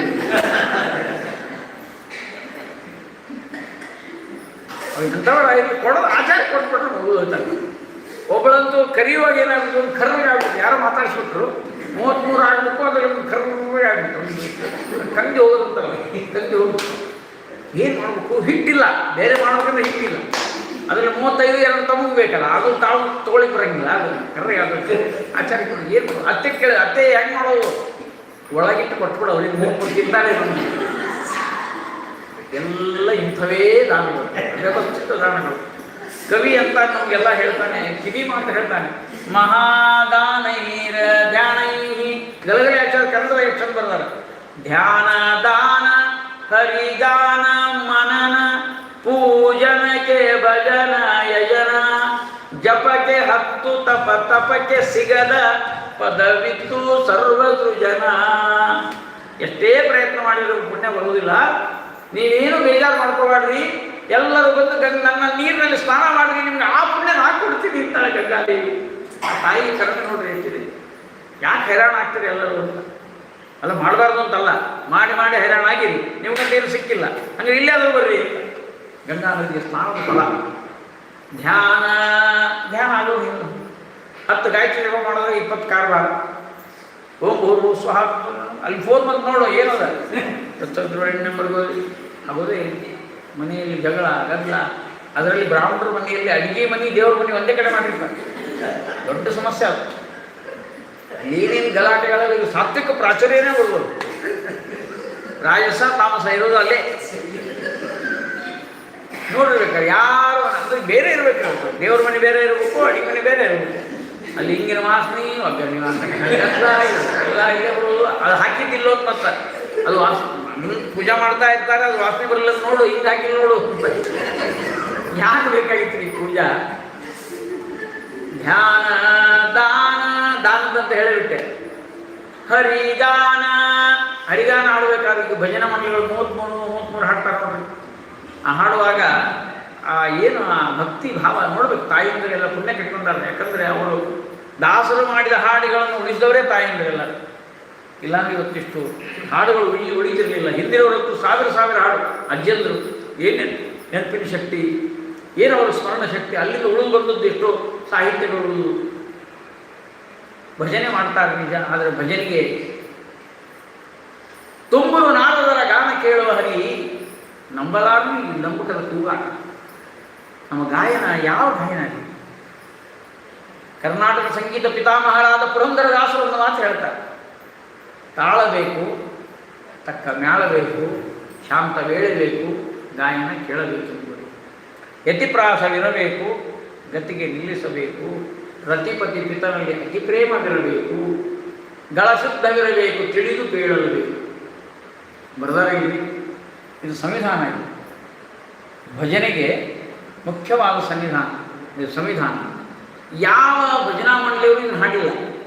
ನಾನು ಭಾಳ ಕಡೆ ನೋಡಿದೆ, 33 ಹಾಡ್ತಾರೆ ನೋಡಿ, ಆದರೆ ಈ ಹಾಡು ಬರುವುದಿಲ್ಲ. ತಾಳಬೇಕು, ತಕ್ಕ ಮಾಡಬೇಕು. ಅಧಿಕ ಮಾಸದಾಗ ಒಬ್ಬರು ಹಾಡಿದ್ದು ಕೇಳಿಲ್ಲ, ಚಾತುರ್ಮಾಸದಾಗೂ ಕೇಳಿಲ್ಲ, ಏಕಾದಶಿ ಹಾಡುವಾಗೂ ಕೇಳಿಲ್ಲ. ಯಾರನ್ನ ಹಾಡ್ತಾರೆ ನೋಡ್ರಿ. ಯಾಕೆ ಹಾಡೋದಿಲ್ಲ ಅಂದರೆ ಅದು ನಮ್ಗೆ ತ್ರಾಸ ಆಗ್ತದೆ. ಯಾಕೆ ಅವು ಯಾವ ಇರೋದಿಲ್ಲ ಮನೆ. ಅರ್ಥ ಇಲ್ಲ. ತಾಳ ಬೇಕು, ತಾಳ ಇರುವುದಿಲ್ಲ. ಲಯ ಇಲ್ಲ ಅಂದ್ರೆ ಪ್ರಳಯ ಸಂಗೀತ. ತಾಳ ಅದು ಬೇತಾಳ ಹೋಗುತ್ತೆ. ಕೈಯಲ್ಲಿ ತಾಳ ಇರಬೇಕು. ಸ್ವಲ್ಪ ಕರ್ನಾಟಕದಲ್ಲೆಲ್ಲ ಈ ತಾಳ ಇಲ್ಲದೆ ಇದ್ದರೂ ನಡೀತದೆ. ಯಾಕಂದ್ರೆ ಅವರೆಲ್ಲ ರೂಢಿನ ಮಾಡ್ಕೊಂಡ್ಬಿಟ್ಟಿರ್ತಾರೆ. ಕಲಿಸುವಾಗಲೇ ಪ್ರಾರಂಭ. ಹೌದಿಲ್ಲ? ಈ ಕರ್ನಾಟಕ ನೋಡಿರಲಿ, ಅವನ ಕೈಯಲ್ಲಿ ಯಾರೇ ಹಾಡಿದ್ರು ಕೈ ಮಾಡೇ ಮಾಡ್ತಾರೆ. ಸ್ವಲ್ಪ ನಮ್ಮ ಕಡೆ ಕಡಿಮೆ ಕೈ ಏನಿಲ್ಲ, ಬರೀ ಸುಮ್ಮನೆ ಹಾಗೆ ಹಾಡ್ತಾರೆ. ನಾ ಕೇಳಿದೆ ಒಬ್ರಿಗೆ ಹೋಗಿ, ಯಾಕ್ರಿ ತಾಳ ಬೇಕು ಅಂತ ಹೇಳೋರು ಕೊಡ್ತಾಸರು, ನೀವು ಕೈಯಲ್ಲಿ ತಾಳ ಹೇಳೋದಿಲ್ಲಲ್ಲ ಅಂದೆ. ಅವ್ರೇನಂದ್ರೆ ಗೊತ್ತಾ, ನಾವು ಹೆಂಗೆ ಹಾಡಿದ್ರೆ ನೀವು ತಾಳ ಕೊಟ್ಟರು ಸಹಿಸಬೇಕು. ತಾಳಬೇಕು ಅಂದರೆ ಸಹನೆ ಮಾಡಬೇಕು. ದೇವರೇ ಸಹನೆ ಮಾಡ್ಕೊಂಡ, ಅವನೇ ತಾಳ್ಕೊಂಡ, ನಿಂದೇ ನಡೆಯಬರ, ನೀವು ತಾಳ್ಕೊಳ್ಬೇಕು. ಹೆಂಗಾದರೂ ಹಾಡ್ತೀವಿ ನಾವು, ಭಕ್ತಿಯಿಂದ ಹಾಡು. ಎಲ್ಲದಕ್ಕೂ ನಮ್ಮಲ್ಲಿ ಅವ್ಯವಸ್ಥೆಗೆ ಭಕ್ತಿ ಶಬ್ದ ಪ್ರಯೋಗ ಮಾಡ್ತಾರೆ, ಗೊತ್ತಾಗಿದೆ? ಅವ್ಯವಸ್ಥೆಯಲ್ಲಿ ಆಗಿದೆ ಅಲ್ಲಿ ಭಕ್ತಿಯಿಂದ ಆಗಿದೆ. ಅಡ್ಜಸ್ಟ್ ಮಾಡ್ಕೊಂಡ್ಬಿಡ. ದೇವರೇ ಗಾಬರಿ ಆಗುತ್ತೆ. ಈ ಭಕ್ತಿ ವ್ಯಾಖ್ಯಾನ ಹಿಂಗೆ ಮಾಡಿದಾರಲ್ಲ ಇವರು. ಮಹಾತ್ಮ ಜ್ಞಾನ ಪೂರ್ವಸ್ತು ಸುದೃಢ ಸರ್ವತೋಧಿಕ ಸ್ನೇಹೋ ಭಕ್ತಿ ರೀತಿ ಪ್ರೋಕ್ತ ಪ್ರಯಾಮುಕ್ತೆ ಮಧ್ಯಾಜ್ಞತ. ಈ ಭಕ್ತಿ ವ್ಯಾಖ್ಯಾನ ಹೋಗಿಬಿಡ್ತದೆ ನಮ್ಮಲ್ಲಿ. ಭಕ್ತಿ ಹಾಡೋದು ಭಕ್ತಿಯಿಂದ ಅಂದ್ರೆ ಏನಿಲ್ಲ ಅಂತ ಹೋಗ್ಬೇಕು. ಅದರಲ್ಲಿ ತಾಳಬೇಕು. ಪುರಂದರದಾಸರು ಹೇಳಿದ್ದೇನು ಗೊತ್ತಾ, ತಾಳಬೇಕು, ಲಯ ಇರಬೇಕು, ಹಾಡುವಾಗ ತಾಳಬೇಕು. ತಾಳಬೇಕು, ಕಣ್ಣಲ್ಲಿ ನೀರು ಬರಬೇಕು. ಸಂಗೀತ ಹಾಡಿದ ಕಣ್ಣಲ್ಲಿ ನೀರು ಬರದೇ ಇದ್ದರೆ ಸಂಗೀತನೇ ಯಾವಾಗ ಬರ್ತದೆ ಗೊತ್ತಾ? ಅದು ಹಾಡುವಾಗ ಅರ್ಥ ಆದರೆ ಬರ್ತದೆ. ಹಾಡಿನ ಅರ್ಥ ನಮ್ಮ ಒಳಗೆ ಆಗ್ತಾ ಇದ್ದರೆ ಕಣ್ಣಲ್ಲಿ ನೀರು ತಾನಾಗಿ ಬರ್ತದೆ. ಇದು ಸಂಗೀತ. ನಮ್ಮ ಗೋಪಾಲದಾಸರು ಹೇಳ್ತಾರೆ ನೋಡಿ, ಕರುಣ ಸಾಗರ ನಿನ್ನ ಸ್ಮರಣೆ ಮಾತ್ರದಿ ಸರ್ವ ದುರಿತ ಪರಿಹಾರವೆಂದು ನಾ ಬಂದು. ಕರುಣ ಸಾಗರ ನಿನ್ನ, ನೀನು ಕರುಣಾಸಾಗರ ಅಂತ ನಿನ್ನ ಹತ್ರ ಬಂದಿದ್ದೆ. ಸ್ಮರಣೆ ಮಾತ್ರದಿ ಸರ್ವ, ಸ್ಮರಣೆ ಮಾತ್ರ ನಿನ್ನ, ವ್ರತ ನಿಯಮ ಅನುಷ್ಠಾನ ಯಾವುದೇ ಬೇಡ. ಕರುಣ ಸಾಗರ ನಿನ್ನ ಸ್ಮರಣೆ ಮಾತ್ರದಿ ಸರ್ವ ದುರಿತ ಪಾಪ ಪರಿಹಾರವೆಂದು ನಾ ಬಂದು. ಮೊರೆ ಹೊಕ್ಕ ಮ್ಯಾಲಿನ್ನು ಪೊರೆಯಬೇಕಲ್ಲದೆ ಜರಿದು ನೀ ದೂರ ನೋಡುವರೇ ಮೂರಾರೇ ಮರುತಾಂತರ್ಗತ ಗೋಪಾಲ ವಿಠಲ. ಈ ಶರೀರವಿನ ಚರಣ ಕರ್ಪಿಸಿದರು, ಸರಿ ಬಂದದ್ದು ಮಾಡೋ ಬಿರುದು ನಿನ್ನದು ದೇವ, ಸರಿ ಬಂದದ್ದು ಮಾಡೋ ಬಿರುದು ನಿನ್ನದು ದೇವ. ಪರಮ ದಯಾನಿಗೆ ಉರಗಾದ್ರಿವಾಸ ಪಾಲೀಸಯ್ಯ ಪವನನಯ್ಯ ಪಾನ ಮಾರಿದಿ ಶಯ್ಯ ವೆಂಕಟರೇಯ. ಬಿರುದು ನಿನ್ನದು ದೇವ, ಸರಿ ಬಂದದ್ದು ಮಾಡೋ ಬಿರುದು ನಿನ್ನದು ದೇವ. ಏನು ಬಿರುದು ದೇವರು? ಭಕ್ತವತ್ಸಲ ಅಂತ ಬಿರುದು. ಏನು ಭಕ್ತವತ್ಸಲ ಅಂದರೆ? ಭಕ್ತ ಅಂದರೆ ನಾವೆಲ್ಲ ಭಕ್ತರು, ನಾವು ವತ್ಸಗಳು, ಕರುಗಳು, ನಾವೆಲ್ಲ ಕರುಗಳು ಏನು ಮಾಡಿರ್ತಾರೆ, ಮನೆಯಲ್ಲಿ ಕಟ್ಟಿರ್ತಾರೆ, ಆಕಳ ಬಿಟ್ಟಿರ್ತಾರೆ. ಆಕಳ ಮುಗಿಸ್ಕೊಂಡು ಸಾಯಂಕಾಲ ಬರ್ತದೆ ನೋಡಿ, ಬರುವಾಗ ಅದು ಓಡಿ ಬರ್ತಾ ಇರ್ತದೆ ಆಕಳ. ಇದು ಅಬ್ಬಾ ಅಬ್ಬಾ ಅಂತ ಸಾಯಂಕಾಲದಲ್ಲಿ ತಾಯಿಯನ್ನು ಕರೀತಾ ಇರ್ತದೆ. ತಾಯಿ ಹತ್ರ ಹೋಗ್ಲಿಕ್ಕೆ ಕರುವಿಗೆ ಸಾಧ್ಯ ಇಲ್ಲ. ಆಕಳ ಮಾತ್ರ ಕರುವಿನ ಹತ್ರ ಬಂದು ಪ್ರೀತಿಯಿಂದ ಹಾಲು ಕೊಡುವಂತೆ ಭಕ್ತ, ನಾವೆಲ್ಲ ವತ್ಸಗಳು, ನಮ್ಮನ್ನು ಅಂದರೆ ಲಾಲಿಸು, ಭಕ್ತರಾದ ಕರುಗಳಂತೆ ಇರುವ ನಮ್ಮನ್ನು ನೀನೇ ಬಂದು ಲಾಲಿಸು ಸ್ವಾಮಿ. ಇದು ಬಿರುದು ನಿಲ್ಲದು. ನಾವ್ಯಾಕೆ ಬರಬೇಕು ದೇವಸ್ಥಾನಕ್ಕೆ, ಮಠಕ್ಕೆ, ಯಾತ್ರೆಗಳಿಗೆ, ತೀರ್ಥಗಳಿಗೆ? ನಾವು ಬರಬೇಕು ಅಂತ ಅಂದ್ಕೊಳ್ತೀವಿ. ಯಾಕೆ ನಾವು ಕರುಗಳಲ್ಲ. ಕರುವಿಗೆ ಒಂದು ಹಗ್ಗ ಕಟ್ಟಿರ್ತಾರೆ, ನಾವು ನಾಲ್ಕು ಇಟ್ಕೊಂಡಿರ್ತೀವಿ. ಅತ್ತಿ ಒಂದು ಹಗ್ಗ, ಮಾವ ಒಂದು ಹಗ್ಗ, ಇದು ಗಂಡ ಅಂತ ಒಂದು ಹಗ್ಗನೇ ಇದು. ಅಥವಾ ಗಂಡಗೆ ಹೆಂಡತಿ ಗಂಡ, ಅದು ಎರಡು ಹಗ್ಗನೇ ಅವು. ಅದರಲ್ಲಿ ಮೈದಿದ್ದಂದ್ರೆ ಅದೊಂದು ಹಗ್ಗ. ಎಲ್ಲ ಹಗ್ಗಗಳು 108 ಕಣ್ಣು. ದೇವಸ್ಥಾನ ಇಲ್ಲ, 33 ಭಜನೆ ಇಲ್ಲ, ಏಕಾದಶಿ ಜಾಗರಣೆ ಇಲ್ಲ, ಎಲ್ಲಿಯೂ ಹೋಗ್ಲಿಕ್ಕಾಗೋದು. ಯಾರೋ ಕೇಳಿದ್ರು ಯಾಕೆ ಬರೋದಿಲ್ಲ?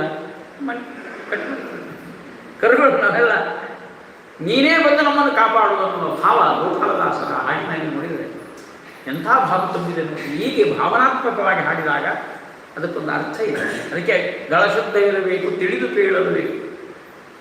ಎಷ್ಟೋ ಹಾಡುಗಳಿವೆ ನಮ್ಮಲ್ಲಿ. ಅದನ್ನು ಅರ್ಥಾನುಸಂಧಾನ ಮಾಡಿಕೊಳ್ಳುವಾಗ ನಮ್ಮ ಕರ್ನಾಟಕ ಹಾಡುಗಳಲ್ಲಂತೂ ಎಂಥ ಅದ್ಭುತ. ಜಗದೋದ್ಧಾರನ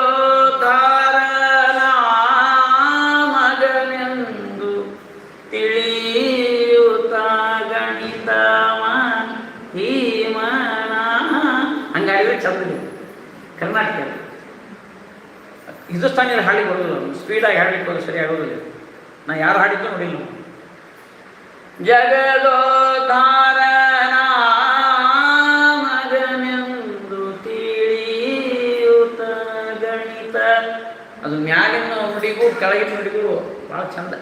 ಅಗಣಿತ, ಇವ ಗಣಿತ ಯಾರಿಗೂ ಸಿಕ್ಕಿಲ್ಲ, ಯಾರಿಗೂ ಲೆಕ್ಕವಿಲ್ಲ. ಯಥೋ ವಾಚೋ ನಿವರ್ತಂತೆ ಅಪ್ರಾಪ್ಯ ಮನಸಾ ಸಹ.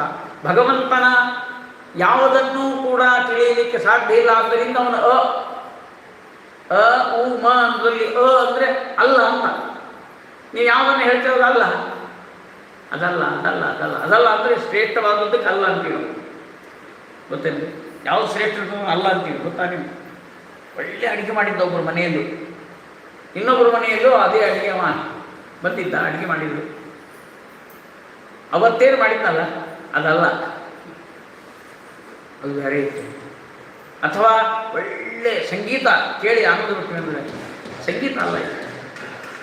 ಅಲ್ಲ ಅಂದರೆ ಅದಕ್ಕಿಂತ ಶಬ್ದ ಇಲ್ಲ ಅಂತ. ಯಥೋ ವಾಚೋ ಬರ್ತದೆ ಅಂತ ಭಗವಂತನ ಆ ಅದ್ಭುತವಾದ ಮಹಿಮೆಯನ್ನು ವರ್ಣನೆ ಮಾಡ್ತಾ ಪುರಂದರದಾಸರು ಹೇಳ್ತಾರೆ, ಜಗದೋದ್ಧಾರನ ಮಗನೆಂದು ತಿಳಿಯುತ್ತಾ ಆಡಿಸಿದಳ ಯಶೋಧ. ಎಷ್ಟು ಅಪರಾಧ ಆಯಿತು ಗೊತ್ತಾಗ. ಕೃಷ್ಣ ಮದುವೆ ತೋರಿಸಲಿಲ್ಲ. ಕೃಷ್ಣ 16,108 ಮದುವೆ ಆದರೂ ಮದುವೆ ತೋರಿಸಲಿಲ್ಲ ತಾಯಿಗೆ. ಕಣ್ಣಿನ ಭಾಗ್ಯ ಕೊಡಲಿಲ್ಲ ದೇವರು. ಅಳ್ತಾ ಇದ್ದಾಳೆ ಯಶೋಧ. ಸಾಮಾನ್ಯ ಒಬ್ಬ ಮಗ ನಮಗೆ ಹುಟ್ಟಿದರೆ ಅವನ ಮದುವೆ ನೋಡಲಿಕ್ಕೆ ನಾವು ಹಾಕೋದಿಕ್ಕೆ, ಅದರಲ್ಲಿ ತಾಯಿಯಂತೂ 9 ತಿಂಗಳ ಹೊತ್ತು ಹೆತ್ತು ಸಾಕಿ ಸಲಹಿ ಮಗನ ಮದುವೆ ನೋಡಿದ್ರೇನೆ ಕಣ್ಣಿಗೆ ಆನಂದ, ನೇತ್ರಾನಂದ ಅಂತ ಇರ್ತಾವೆ. ಹಬ್ಬ ಇರ್ತಾವೆ ಕೆಲವೆಲ್ಲ, ಕಣ್ಣಿನ ಹಬ್ಬ ಬೇರೆ, ಮೂಗಿನ ಹಬ್ಬ ಬೇರೆ, ನಾಲಿಗೆ ಹಬ್ಬ ಬೇರೆ, ಹಬ್ಬಗಳಿರ್ತಾವ್ರಿ ಕೆಲವೊಂದು ವೈಭವ. ಬಹಳಷ್ಟು ಅಡುಗೆ ಮಾಡಿದ್ರೆ ನೋಡಲಿಕ್ಕೆ ಇದು ತುಂಬ ಪದಾರ್ಥಗಳು, ಆಹಾ ನೋಡಲಿಕ್ಕೆ ಒಂದು ಆನಂದ. ಹಾಗೆ ಕೆಲವು ಇರ್ತಾವೆ, ಕೆಲವು ವೈಭವ ಅಂತ ಮಾಡ್ತೀವಿ ನಾವು. ಮದುವೆನೂ ಒಂದು ವೈಭವ ಅಲ್ಲ. ಆ ತಾಯಿ ನೋಡಬೇಕು. ತಾಯಿಗೆ ಎಷ್ಟು ಅಪೇಕ್ಷೆ ಅಂದರೆ ಮಗನ ಲಗ್ನ ನೋಡಬೇಕು, ಬೀಗರು ಕೊಟ್ಟು ಸೀರೆ ಉಟ್ಕೋಬೇಕು. ಆ ಗಂಡಿನ ಬೀಗರು ತಾಯಿ ಹೊಟ್ಟಿ ತಣ್ಣಗಿರ್ಲಿಕ್ಕೆ ಒಂದು ಸೀರೆ ಕೊಡಬೇಕು. ಅದು ಸೀರೆ ಸ್ವಲ್ಪ ಎಡವಟ್ಟಾಗ ಕೊಟ್ಟು ಉರ್ಕೋತೇ ಇರೋದು, ತಣ್ಣಗಾಗೋದೇ ಇಲ್ಲ. ಸರಿಯಾಗಿ ಕೊಡಲಿ ನೋಡ್ರಿ, ಅವ್ರ ಮುಂದೆ ಕೊಡಬೇಕಾಗಿತ್ತು. ಎಷ್ಟು ಅಪೇಕ್ಷೆಗಳು, ಆಸೆಗಳು ಇರ್ತದೆ. ಸಾಮಾನ್ಯ ಸ್ತ್ರೀಯರಿಗೆ ಇಷ್ಟಿರ್ತದ ಮೇಲೆ ನಿನ್ನಂತಹ ಮಗನನ್ನು ಪಡೆದ ನನಗೆ ನಿನ್ನ ಮದುವೆ ನೋಡಬೇಕಂತಿಲ್ಲ. ಕೃಷ್ಣ ಯಾಕೆ ತೋರಿಸಲಿಲ್ಲ? ಉತ್ತರ ಕೊಡಲಿಲ್ಲ. ನೀನು ನನ್ನ ಮಗನ ತಿಳ್ಕೊಂಡಿದ್ದಲ್ಲ, ಅದಕ್ಕೆ ನಾವು ತೋರಿಸಲಿಲ್ಲ ಅಂತ ಅನ್ನಲೇನ್ರಿ ದೇವರು. ತಾಯಿಗೆ ಎಂದೂ ಎದುರು ಉತ್ತರ ಕೊಟ್ಟಿಲ್ಲ ಭಗವಂತ. ಜೋರಾಗಿ ಮಾತನಾಡಲಿಲ್ಲ. ಅವಳಿಗೆ ನೋವಾಗೋ ನಾವೆಲ್ಲ ಹಾಗೆ ಮಾತಾಡ್ತೀವಿ. ನಾವು ಯಾವಾಗಲೂ ತಾಯಿಯನ್ನು ನಿಂತು ಮಾತಾಡ್ಬೇಕಾದ್ರೆ ಹ್ಯಾಂಗೆ ಮಾತಾಡೋದು ಅನ್ನೋದೇ ಗೊತ್ತಿಲ್ಲ ರೀ ನಮ್ಗೆ. ಅದರಲ್ಲಿ ಸ್ವಲ್ಪ ಪಾಂಡಿತ್ಯ ಬಂದ್ರೆ ಮುಗಿದೋಯ್ತು. ಒಬ್ಬರಿದ್ದರು ಪಂಡಿತರು, ತಾಯಿಗೆ ಕಣ್ಣೀರು ಹಾಕಿ ಊಟ ಮಾಡ್ತಿದ್ರು ದಿವಸ.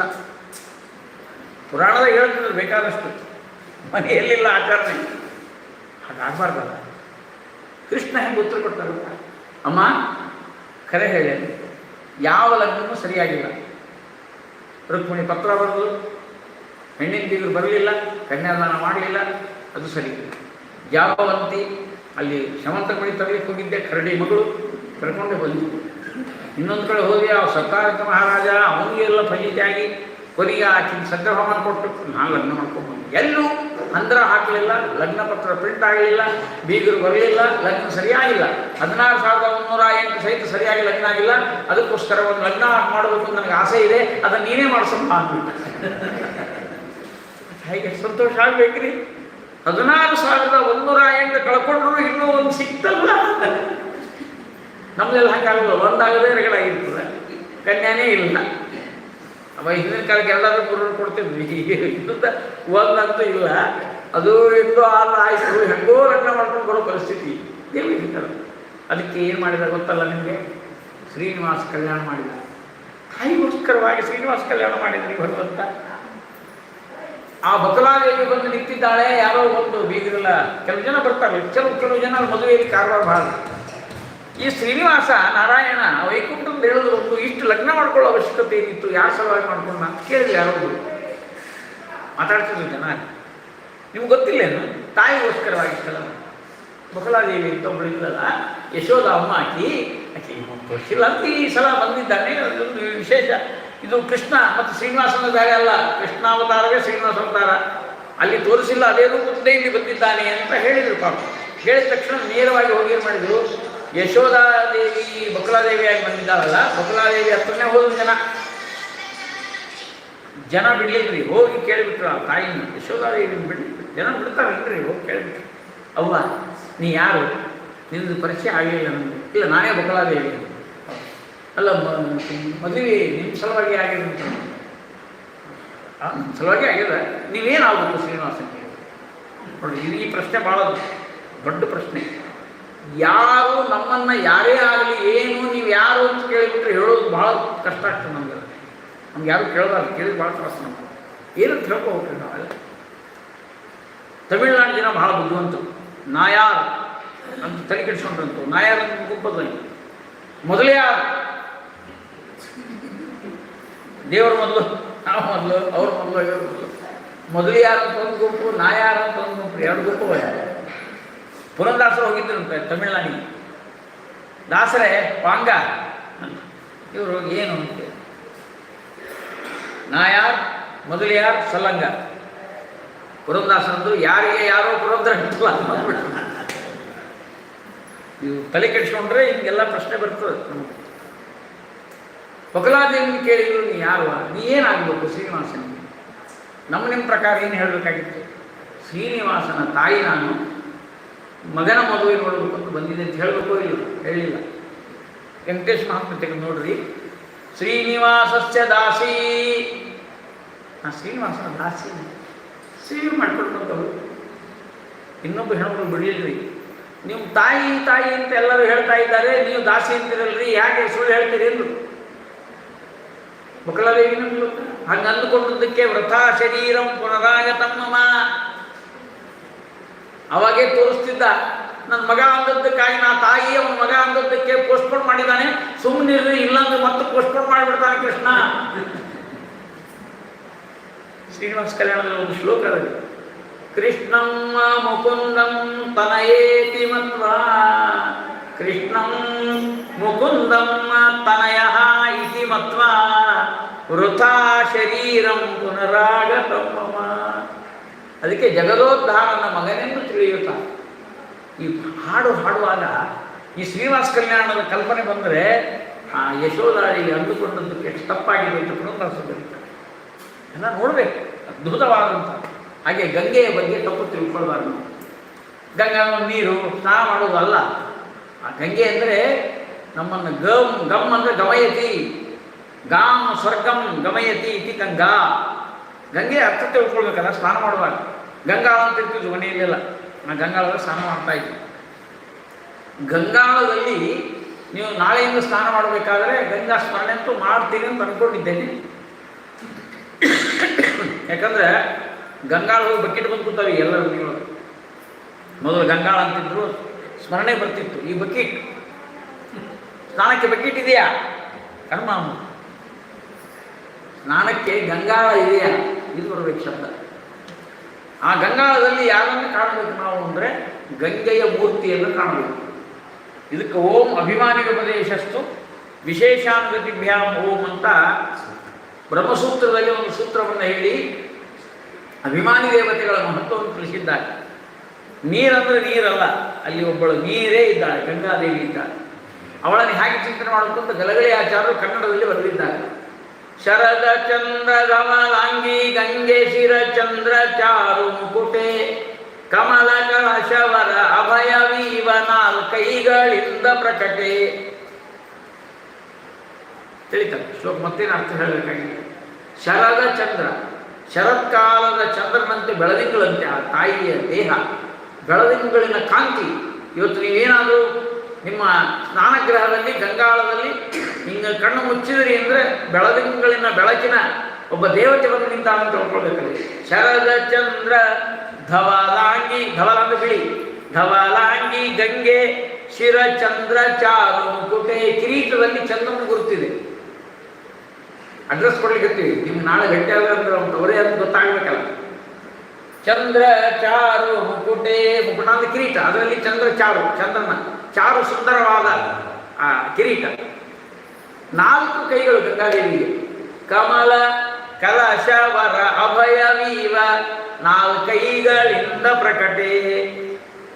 ಜಲದ ಧಾರೆ ಆಕಾರ ನೀರ ಜರತಾರ ಸೀರೆಯುಟ್ಟ. ಬಿಳಿ ಸೀರೆ ಹುಟ್ಟಿದ್ದಾಳೆ, ಅಂಚಿತೆ ಚಿತ್ರವಾದ ಬಿಳಿಯಾದ ಸೀರೆಯನ್ನು ಹುಟ್ಟಿದ್ದಾಳೆ. ಇನ್ನು ಮೊಸಳಿ ಮೇಲೆ ಕೂತಿದ್ದಾಳೆ. ಮೊಸಳಿ ಕಪ್ಪು ಅಂತಲ್ಲ, ಕರಿ ಮೊಸಳೆ ಅಲ್ಲ, ಶ್ವೇತ ಮಕರ ಸಿಂಹಾಸನಸ್ಥೆ. ಬಿಳಿ ಮೊಸಳೆ ಮೇಲೆ ಕೂತಿದ್ದಾಳೆ. ಆದ್ದರಿಂದ ಶ್ವೇತ ಮಕರ ಸಿಂಹಾಸನಸ್ಥೆ ನಿನ್ನ ತುತಿಸೆ ಮೋಕ್ಷ ಪಟ್ಟ. ಮೋಕ್ಷ ಪಟ್ಟ ಕಟ್ಟಿಟ್ಟದು. ಗಂಗಾ ಗಂಗೇದಿಯೋ ಬ್ರೂಯಾತ್ ಯೋಜನಾನಾಂ ಸೈ ಮುಚ್ಚತೆ ಸರ್ವ ಪಾಪೇಭ್ಯೋ ವಿಷ್ಣು ಲೋಕಂ ಸಗಚ್ಚತಿ. ಸರಿ ಆಯ್ತಾ? ಅದನ್ನೆಲ್ಲ ಅರ್ಥ ಇಟ್ಟು ಬರೋದು ಆಚಾರ. ಇದೊಂದು ವೈಶಿಷ್ಟ್ಯ ಏನು ಅಂದರೆ ಕಮಲ ಕಲಶ ವರ ಅಭಯ 4 ಕೈಗಳು. ಈ 4 ಕೈಗಳು ದೇವತೆಗಳೇ ಆಗಿರ್ತಾವಂತ ನನಗೂ ಗೊತ್ತಿಲ್ಲ. ಎಲ್ಲ ಪುರಾಣ ನೋಡಿದೆ, ಅದರ ಪ್ರಯೋಜನ ಅವ್ರಿಗೆ ಗೊತ್ತು. ಸುಮ್ಮನೆ ಅವ ಅಂತ ಹೇಳಬೇಕಷ್ಟೆ. 4 ಇದ್ರೇನು, 8 ಇದ್ರೇನು, 10 ಇದ್ರೇನು. ನರಸಿಂಹದೇವರಿಗೆ 16 ಷೋಡಶ ಬಾಹು ಇರಲಿ, ಆ ದೇವರಿಗೆ ಸಂಬಂಧಪಟ್ಟ ಆ ಸಂಖ್ಯಾಗಳ ಬಗ್ಗೆ ನಮಗಷ್ಟು ಇನ್ನೂ ಸಿಕ್ಕಿಲ್ಲ. ಸಿಕ್ಕರೆ ಅದೊಂದು ಆನಂದ. ಯಾಕೆ 4 ಯಾಕೆ 16 ಯಾಕೆ ಅಂತ ಗೊತ್ತಿಲ್ಲ. ಇರಲಿ, ಆ 4 ದೇವತೆಗಳಿಗೆ ಇರುವಂಥದ್ದು. ಈ 4 ಅಪ್ರಯೋಜಕ ಅಲ್ಲ. ನಮ್ಗೆ 2 ಇದ್ರೂ ಒಂದು ಸಲ ಪ್ರಯೋಜಕ ಅಪ್ರಯೋಜಕ ಇರ್ತಾರೆ. ನಮ್ಗೆ ಕೈ ಎಲ್ಲದಕ್ಕೂ ಕೈ ಪ್ರಧಾನವಿರುತ್ತೆ. ನನ್ನ ಕೈಲಾಗಂಗಿಲ್ಲ, ಓಡ್ಲಿಕ್ಕೆ ನನ್ನ ಕೈಲಾಗಂಗಿಲ್ಲ, ನೋಡ್ಲಿಕ್ಕೆ ನನ್ನ ಕೈಲಾಗಂಗಿಲ್ಲ. ಓಡ್ಲಿಕ್ಕೆ ಕೈ ಹಾಕ್ಬೇಕ್ರಿ, ಹೇಳ್ತಿರ್ತಾನೆ ನಾವು. ಎಲ್ಲದಕ್ಕೂ ಕೈ ಪ್ರಧಾನ. ಕೊಡ್ಲಿಕ್ಕೆ ಕೈಲಾಗಂಗಿಲ್ಲ ಅಂತ ಸರಿ ಇರಪ್ಪ. ನೋಡ್ಲಿಕ್ಕೆ ಕೈಲಾಗಂಗಿಲ್ಲ ಅಂತಿರ್ತಾರೆ ಜನ. ಏನೇನು ವಿಚಿತ್ರವಾದ ಏನೇ ಇರಲಿ, ಕೈಗಳ ಮಹತ್ವ ಬಹಳ ಇದೆ. ಆದರೆ ಗಂಗಾದೇವಿಗೆ ವರ ಅಭಯ ಅಂತಿಟ್ಕೊಂಡಾಳಲ್ಲ, ಭಾಳ ಚಂದ. ವರ ಅಂದರೆ ವರ ಕೊಡ್ತಾಳ, ಅಭಯನೂ ಕೊಡ್ತಾಳ. ಲೋಕದಲ್ಲಿ ವರ ಕೊಟ್ಟವರು ಅಭಯ ಕೊಡೋದಿಲ್ಲ. ವರ ಕೊಟ್ಟವರು ಅಭಯ ಕೊಡೋದು. 1 ಕೋಟಿ ರೂಪಾಯಿ ಕೊಟ್ಟರು ಅಂತ ಇಟ್ಕೊಳ್ರಿ. ಯಾರೋ ಪುಣ್ಯಾತ್ಮರು ಬಂದರು, ಒಳ್ಳೆ ಶಾಕಂಬರಿ ನಗರ ರಾಯನಗರದಲ್ಲಿ ಪ್ರವಚನ ಆದ ತಕ್ಷಣ 1 ಕೋಟಿ ರೂಪಾಯಿಯನ್ನು ಮುಂದಿಟ್ಟು ಇದು ನಮಗೆ ಸಂಭಾವನೆ ಅಂತ ಕೊಡ್ತೀವಿ ಎಂದು. ಮುಂದೆ ಸೆಕ್ಯೂರಿಟಿ ಇಲ್ಲ. ಆಚಾರ್ಯ ಹೋಗಿ ಬನ್ನಿ ಅಂದರು. ಇನ್ನೇನು ಹೋಗಿ ಬಂದು ಮ್ಯಾಲೆ ಹೋಗ್ಬೋದು. ಗೊತ್ತಾಯ್ತಲ್ಲ, 1 ಕೋಟಿ ರೂಪಾಯಿ ಕೈಯಾಗಿಟ್ಕೊಂಡು ಆಟೋದಲ್ಲಿ ಹೋದರೆ ನೀವು ಪ್ರವಚನಕ್ಕೆ ಬಂದವರಲ್ಲಿ ಯಾರಾದರೂ ಹಿಂದೆ ಬೆನ್ನತ್ತಬಹುದು. ಯಾಕೆ ಖಾತ್ರಿ ಇತ್ತು ನಿಮಗೆ. ಮರದಿವ್ಸ ಪೇಪರ್ನಲ್ಲಿ ಬಂತು, ಆಚಾರ್ಯರು ಒಳ್ಳೆ ಅಧಿಕ ಮಾಸದಲ್ಲೇ ಹೋದರು ಅಂತೇಳಿ. ಅಭಯ ಸಿಗ್ತದೇನ್ರಿ? ನೀವು ವರ ತಗೊಂಡು ಹೋದಾಗ ಅಭಯ ಸಿಗುವುದಿಲ್ಲ. ಶಮಂತಕಮಣಿ ಕಥೆ ಆಗಿಬಿಡ್ತು. ದೊಡ್ಡ ವರ ಸಿಕ್ತು ಸೂರ್ಯನಿಂದ, ಶಮಂತಕ ರತ್ನ. ಉಳಿಲಿಲ್ಲ, ಪ್ರಸೇನ ಮಹಾರಾಜ ಹೋಗ್ಬಿಟ್ಟ. ಏನು ಮಾಡೋದು? ಹೀಗೆಲ್ಲ ಆಗ್ತದೆ. ಅಭಯ ಇತ್ತು ಕೆಲವು ಕಡೆಯಿಂದ ವರ ಸಿಗುವುದಿಲ್ಲ, ಕೆಲವು ಕಡೆ ಅಭಯ ಕೊಡೋದು ಭಾಳ ಆಚಾರ್ಯ ನೀವೇನು ಹೆದರಬೇಡ್ರಿ, ನಾವಿದ್ದೇವೆ. ನಾವೇ ನೀವೇನಿದ್ದೇವೆ? ನಾವಿದ್ದೇವೆ, ಶ್ರೀಮಂತರಿದ್ದೇವೆ, ಕಾಲಿಟ್ಟವರಿದ್ದೇವೆ, ಮನೆ ಕಟ್ಟಿಕೊಂಡಿದ್ದವರಿದ್ದೇವೆ, ಎಲ್ಲ ಇದ್ದೇವೆ. ನೀವು ಒದ್ದಾಡುವುದನ್ನು ನೋಡುತ್ತಾ ಇದ್ದೇವೆ, ನಾವಿದ್ದೇವೆ. ಪುರಂದಾಸ ಹೇಳಿದ್ರು, ರಾಗಿ ತಂದಿರ, ಭಿಕ್ಷಕರಾಗಿ ತಂದಿರ, ಯೋಗ್ಯರಾಗಿ ಭೋಗ್ಯರಾಗಿ ಕಾಲಿಟ್ಟವರಾಗಿ ಬಂಗ್ಲೆ ಕಟ್ಟಿದವರಾಗಿ ಬಂಗಾರ ಹಾಕೊಂಡವರಾಗಿ ಜನ ಬಂದ್ರ ರಾಗಿ, ನೀವೆಲ್ಲ ಆಗಿ ಜನ ಬಂದ್ರ ರಾಗಿ ಹಿಡಿಯಿರಿ. ಇಂಥ ಜನರು ಇದ್ದಾರೆ. ವರ ಕೊಟ್ಟರು ಅಭಯ ಇಲ್ಲ, ಅಭಯ ಕೊಟ್ಟರು ವರ ಇಲ್ಲ. ಗಂಗಾದೇವಿಯನ್ನ ಹಾಗೆ ತಿಳ್ಕೊಬೇಡ್ರಪ್ಪ. ಕಮಲ ಕಲಶವರ ಅಭಯವಿ ತಾಯಿಯವಳು ವರನ್ನು ಕೊಡ್ತಾಳೆ, ಅಭಯ ಕೊಡ್ತಾಳೆ. ನಾಲ್ಕೈಗಳಿಂದ ಪ್ರಕಟೆ. ಒಂದು ಸಮಸ್ಯೆ ಏನಂದ್ರೆ, ಓಂ ಅಭಿಮಾನಿಕ ಪ್ರದೇಶತ್ತು ವಿಶೇಷಾನುಗತಿಭ್ಯಾಂ ಓಂ ಅಂತ ಸೂತ್ರ ಹೇಳಿದ್ರು. ಯಾರಾದ್ರೂ ಕಂಡಾರೇನು? ಅಭಿಮಾನಿ ದೇವತೆ ನೀರನ್ನು ಕಂಡಿವಿ, ಅವೆಲ್ಲ ಕಾವೇರಿ ನೀರು ನೋಡಿದ್ವಿ, ಗಂಗಾ ನೀರು ನೋಡಿದ್ವಿ, ಕೃಷ್ಣಾ ನದಿಯನ್ನು ಹರಿದು ನೋಡಿದ್ವಿ. ಆದರೆ ಯಾರು ಕೃಷ್ಣೆಯನ್ನ, ಕಾವೇರಿಯನ್ನ, ಗಂಗೆಯನ್ನು ನೋಡಿದವರಿದ್ದಾರೇನು ಅನ್ನೋದಕ್ಕೆ ಉತ್ತರ ಓಂ ದೃಶ್ಯತೇಜ ಓಂ. ಮುಂದೆ ಒಂದು ಸೂತ್ರ ಇದೆ, ಜ್ಞಾನಿಗಳಿಗೆ ಕಂಡದ್ದಿದೆಯಪ್ಪ. ಗಂಗೆ ನೋಡಿದ ಮಹಾನುಭಾವರಿದ್ದಾರೆ, ಸತ್ಯಧರ್ಮ ತೀರ್ಥರು, ಸತ್ಯಬೋಧ ಸ್ವಾಮಿಗಳು, ಅವರೆಲ್ಲರ ಆ ಸಮುಖದಲ್ಲಿ ಮರದ ಬಾಗಿನ ಕೊಟ್ಟರು ಗಂಗಾದೇವಿ ಅಂತ ಹೇಳ್ತಾರೆ. ಈ ಚಿಂತನೆ ಮಾಡಿ ಸ್ನಾನ ಮಾಡುವಾಗ ನಿಮ್ಮ ಸ್ನಾನ ಸಮಯದಲ್ಲಿ ಗಂಗಾಳದಲ್ಲಿ ಗಂಗೆಯ ಪ್ರಕಟ ಹಾಗೆ ಪ್ರಕಟ ಆಗ್ತಾಳೆ, ವರ ಕೊಡ್ತಾಳೆ. ಅಂದ್ರೆ ಏನು ಕೊಡ್ತಾಳೆ ಅಂದ್ರೆ ಮೋಕ್ಷವನ್ನು ಕೊಡುವವಳು. ನಿನ್ನ ತುತಿಸೆ ಮೋಕ್ಷ ಪಟ್ಟ. ದೊಡ್ಡ ಸಮಸ್ಯೆ ಈ ಪಂಡಿತರಿಗೆಲ್ಲ. ವಿಷ್ಣುರಿಹಿದಾತ ಮೋಕ್ಷಸ್ಸೆ. ಮೋಕ್ಷ ಕೊಡುವವರು ಯಾರು? ವಿಷ್ಣು. ವಾಯುಶ್ಚ ತದನುಜ್ಞಯ. ಇದು ಎಲ್ಲಿ ಪ್ರಮಾಣ? ನೀವು ಗಂಗಾದೇವಿ ಮೋಕ್ಷ ಕೊಟ್ಟು ಅಂತ ಹೇಳಿದ್ರೆ ಆಚಾರ್ಯ, ಇವೆಲ್ಲ ಪಂಡಿತರಲ್ಲಿ ದೊಡ್ಡ ಚರ್ಚೆ ಆಗ್ಬೋದು. ಅದಕ್ಕೆ ಉತ್ತರ ಕೊಟ್ಟಿದ್ದಾರೆ. ವಾಯುಶ್ಚ ತದನುಜ್ಞಯ. ವಾಯು ಚ ಅನ್ನೋದರಿಂದ ಪರ್ಯಾಯವಾಗಿ ಉಳಿದವರೆಲ್ಲ ಸಹಕಾರ. ರಾಘವೇಂದ್ರ ಸ್ವಾಮಿಗಳ ಸ್ತೋತ್ರದಲ್ಲೂ ಮೋಕ್ಷ ಕೊಡುವವರು ಅಂತ ಬರೆದಿದ್ದಾರೆ. ಅದರ್ಥ ರಾಯರು ಮೋಕ್ಷ ಕೊಡ್ತಾರಂದ್ರೆ ಚ ಅಂತದವ ವಾಯುಶ್ಚ. ಇದಕ್ಕೆ ಸತ್ಯಧರ್ಮ ತೀರ್ಥರ ಒಂದು ಒಳ್ಳೆಯ ಉತ್ತಮವಾದ ಮಾತನ್ನು ಹೇಳಿದ್ದಾರೆ. ವಾತೈಹಿ ವಾತೈಹಿ ಅವರ ಗಂಗಾಧರಿಯಲ್ಲಿ ಇದು ವಾಕ್ಯ. ವಾತೈಹಿ ಅಂದ್ರೆ ಏನು? ಗಾಳಿ. ವಾತ ಅಂದ್ರೆ ಗಾಳಿ. ವಾತೈಹಿ ವಾತೈಹಿ ತೈಹಿ ವಾತೈಹಿ. ವಾ ಅಥವಾ ತೈಹಿ ವಾತೈಹಿ. ಸತ್ಯಧರ್ಮ ತೀರ್ಥರ ವ್ಯಾಖ್ಯಾನ ಅದ್ಭುತವಾದಂಥದ್ದು ಗಂಗೆಯ ಬಗ್ಗೆ. ಏನಾಗಿದೆ ಅಂದರೆ, ಗಂಗಾ ನದಿಯ ದಂಡೆಯ ಮೇಲೆ ಏನು ಗಾಳಿ ಬೀಸ್ತದಲ್ಲ, ಅದು ವಾಯುದೇವರು. ಈ ಗಂಗಾ ತಂಗಿ ಆಗಬೇಕು, ವಾಯುದೇವರ ಅಣ್ಣ ಆಗಬೇಕು ಅಲ್ವಾ? ಪರಮಾತ್ಮನ ಪುತ್ರ ವಾಯುದೇವರು, ಪರಮಾತ್ಮನ ಮಗಳ ಗಂಗಾ ಅಂದ್ರೆ ಅಣ್ಣ ತಂಗಿ ಆಗಬೇಕಲ್ಲ. ಅದಕ್ಕೆ ಅಣ್ಣ ತಂಗಿ ಒಂದು ಒಪ್ಪಂದ ಮಾಡ್ಕೊಂಡಾರ. ಅಣ್ಣ, ನನ್ನ ನೀರಿನಲ್ಲಿ ಯಾರಾದರೂ ಮುಳುಗಿ ಎದ್ರು ಅಂದ್ರೆ ಅವ್ರು ನಾನು ಮೋಕ್ಷ ಕಳಿಸ್ಬೇಕು ಅಂತ ಅನ್ಕೊಂಡಿನಲ್ಲ, ಕಾಳಜಿ ಮಾಡಬೇಡಮ್ಮ, ನಿನ್ನ ಗಂಗೆಯ ನೀರಿನ ಮೇಲೆ ಬೀಸುವ ನಾನು ಕರ್ಕೊಂಡು ಹೋಗ್ತೇನೆ ಅವ್ರನ್ನ. ಆಯ್ತು. ತೈಹಿ ವಾತೈಹಿ. ಹೇಳಿ ಗಾಳಿ ಜೋಗುಳವ ಹಾಡಿ ಮಲಗೆನ್ನ ಚಿನ್ನಗಟ್ಟಿ, ತಾಯೇ ನಿನ್ನ ಹಾಲು ಕುಡಿದು ನಡೆದು ಒಡನಾಡಿ ಕೂಡಿಯಾಡಿ, ಕುಣಿದು ಮಣಿದು ಮೈ ದಣಿದು ಬಂದೆನ ನಿನ್ನ ಕಂದ ಕೋಡಿ. ನಾವೆಲ್ಲ ಹಾಕಿದ್ದೇವೆ. ಕುಣಿದು ಮಣಿದು ದಣಿದು, ಸಂಸಾರದಲ್ಲಿ ದಣಿದು, ಹೆಂಡತಿ ಹೇಳಿದಂಗೆ ಕುಣಿದು. ಕಥೆಗಳು ಭಾಳ ಆಗ್ತವೆ, ಮತ್ತೆ ಸಮಯ ಭಾಳ ಬೇಕಾಗ್ತದೆ. ಈ ಕುಣಿದು ಅನ್ನೋದು ಭಾಳ ಚಂದದ್ರಿ. ಭಸ್ಮಾಸುರ ಮಹಾದೇವರು ವರ ಕೊಟ್ಟರಲ್ಲಿ ಯಾರ್ಯಾರು ತಲೆ ಮೇಲೆ ಕೈ ಇಡ್ತೀವಿ, ಸುಟ್ಟು ಬೂದಿ ಆಗಬೇಕು. ಮಹಾದೇವ್ರ ತಲೆ ಮೇಲೆ ಇಡ್ಲಿಕ್ಕೆ ಹೋಗ್ಬಿಟ್ಟ. ಮಹಾದೇವರು ಓಡೋದು. ಮೋಹಿನಿ ರೂಪ ತಗೊಂಡು ಪರಮಾತ್ಮ ಬಂದುಬಿಟ್ಟು, ಬಂದು ಕುಡಿಲಿಕ್ಕೆ ಹತ್ತಿದ ಕೂಡಲೇ, ನೋಡ್ಲಿಕ್ಕೆ ಹತ್ತಿದ ಕೂಡಲೇ ಅವಳ ಯೌವನ, ಅವಳ ಸೌಂದರ್ಯ, ವಯ್ಯಾರ, ವನಪು, ಬಿಂಕ, ಭಿನ್ನಾಣ ಎಲ್ಲ ನೋಡಿ ಹುಚ್ಚಾಗಿ ಈ ಭಸ್ಮಾಸುರ ಮಹಾದೇವರನ್ನು ಬಿಟ್ಟ. ಮೋಹಿನಿ ಹಿಂದನ್ನು ಹಚ್ಚಿದ. ಮೋಹಿನಿಗೆ ಯಾರು ನೀನು? ನನ್ನ ತಗೊಂಡು ನನಗೆ ನಿನ್ನ ಲಗ್ನ ಮಾಡ್ಕೋಬೇಕು ನಾನು ಅಂದ. ನಿನ್ನ ಸೌಂದರ್ಯ, ನಿನ್ನ ಅಂದವನ್ನು ನೋಡಿ ನನಗೆ ಮನಸ್ಸಾಗಿದೆ, ನಾನು ಮಾಡ್ಕೋತೀನಿ. ಕೇಳಿದ್ರು, ನಾನು ಕುಣಿತೀನಿ, ಅದನ್ನು ಕುಣಿದ್ರೆ ಅಷ್ಟೇ ನೀವು ಮಾಡ್ಕೋ ಅಂತಂದು. ಕೆಲವು ಹೆಣ್ಮಕ್ಳು ಹೆಂಗಂದ್ರೆ ಈ ಲಗ್ನಗಾಲ ಕುಣಿಸ್ತಿರ್ತಾರೆ, ಈಗ ಮೊದಲ ಕುಣಿದು ಆಮೇಲೆ ಲಗ್ನ ಮಾಡ್ಕೊತೀನಿ. ಮೋಹಿನಿ ಸರಿ ಕುಣಿತೀನಿ ಅಂದ, ಹೇಳಿದ ಹಂಗೆ ಕುಣಿದ. ಕುಣಿದು ತಲೆ ಮೇಲೆ ಕೈ ಇಟ್ಕೊಂಡ. ಸೊಟ್ಟು ಬೂದಿ ಆಗ್ಬಿಟ್ಟು ಕಥೆ ಅಂತ ಎಲ್ಲರಿಗೂ ಗೊತ್ತಿದೆ. ಇದು ಬೇರೆಯವ್ರ ಮನೆಯಲ್ಲೂ ಆಗಲಿಕ್ಕತ್ತವಂತ. ಈಗ ಇದು ಲಗ್ನ ಆಗಿ 2-3 ವರ್ಷದೊಳಗೆ ಹಿಂಗೆ ತೆಗಿನ ಕೂತಿತ್ತು. ಯಾರೋ ಹೇಳಿದ್ರು, ಆಕೆ ಹೇಳಿದಂಗೆ ಕೂಡ ಬ್ಯಾಡ ಅಂತ ಪಡ್ಕೊಂಡ್ವಿ. ಕುಣಿಬೇಡ ಮೊದಲ ಕಂಟ್ರೋಲ್ ಮಾಡೋದ್ವಿ, ಕೇಳಿಲ್ಲ. ಈಗ ತನ್ನಲ್ಲಿ ಕೈ ಗೊತ್ತಿಲ್ಲ. ಈ ಭಸ್ಮಾಸುರನ ಕತೆ ಎಲ್ಲರೂ ಗಲಗಲಿ ಹಚ್ಚ ಭಾಳ ಚಂದ ಬರ್ತದೆ. ಕುಣಿದು ಅವ್ರು ಹೇಳ್ದಂಗೆಲ್ಲ ಕುಣಿದು ಮಣಿದು ಯಾರ್ಯಾರಿಗೂ ಮಿನಿಸ್ಟ್ರಿಗಳಿಗೆ ಅವ್ರಿಗೆಲ್ಲ ಮಣಿದು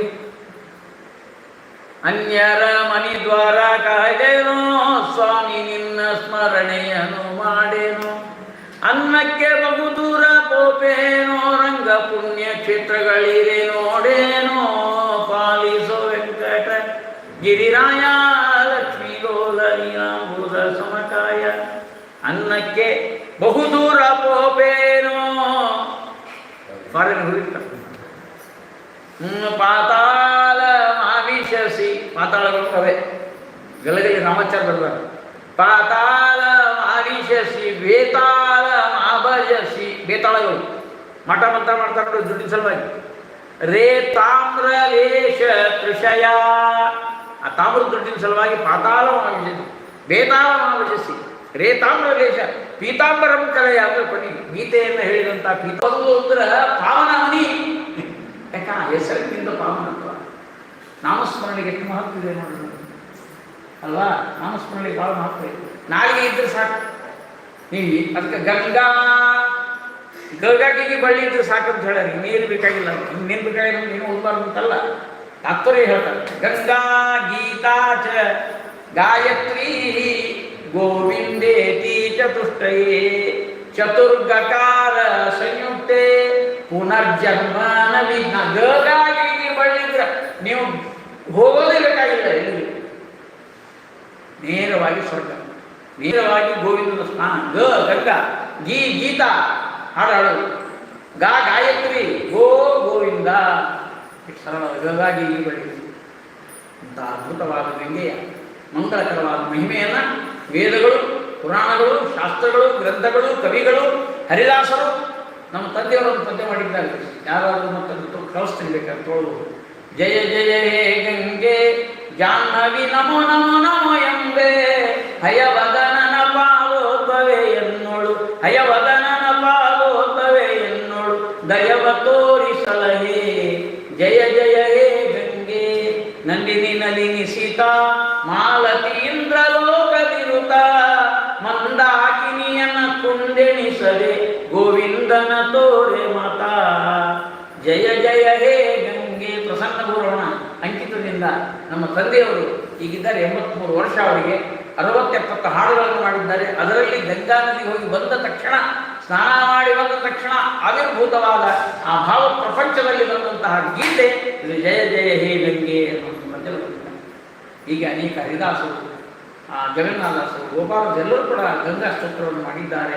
ಅದರಂತೆ ಈ ಲಹರಿ ಕಾವ್ಯಗಳಲ್ಲಿ ನಮ್ಮ ಗುರುಗಳಾದ ಗಲಗಲಿ ಆಚಾರ್ಯರು ಗಂಗಾ ಲಹರಿಯನ್ನು ಅದ್ಭುತವಾದ ರೀತಿಯಲ್ಲಿ ಪ್ರಕಟ ಮಾಡಿದ್ದಾರೆ.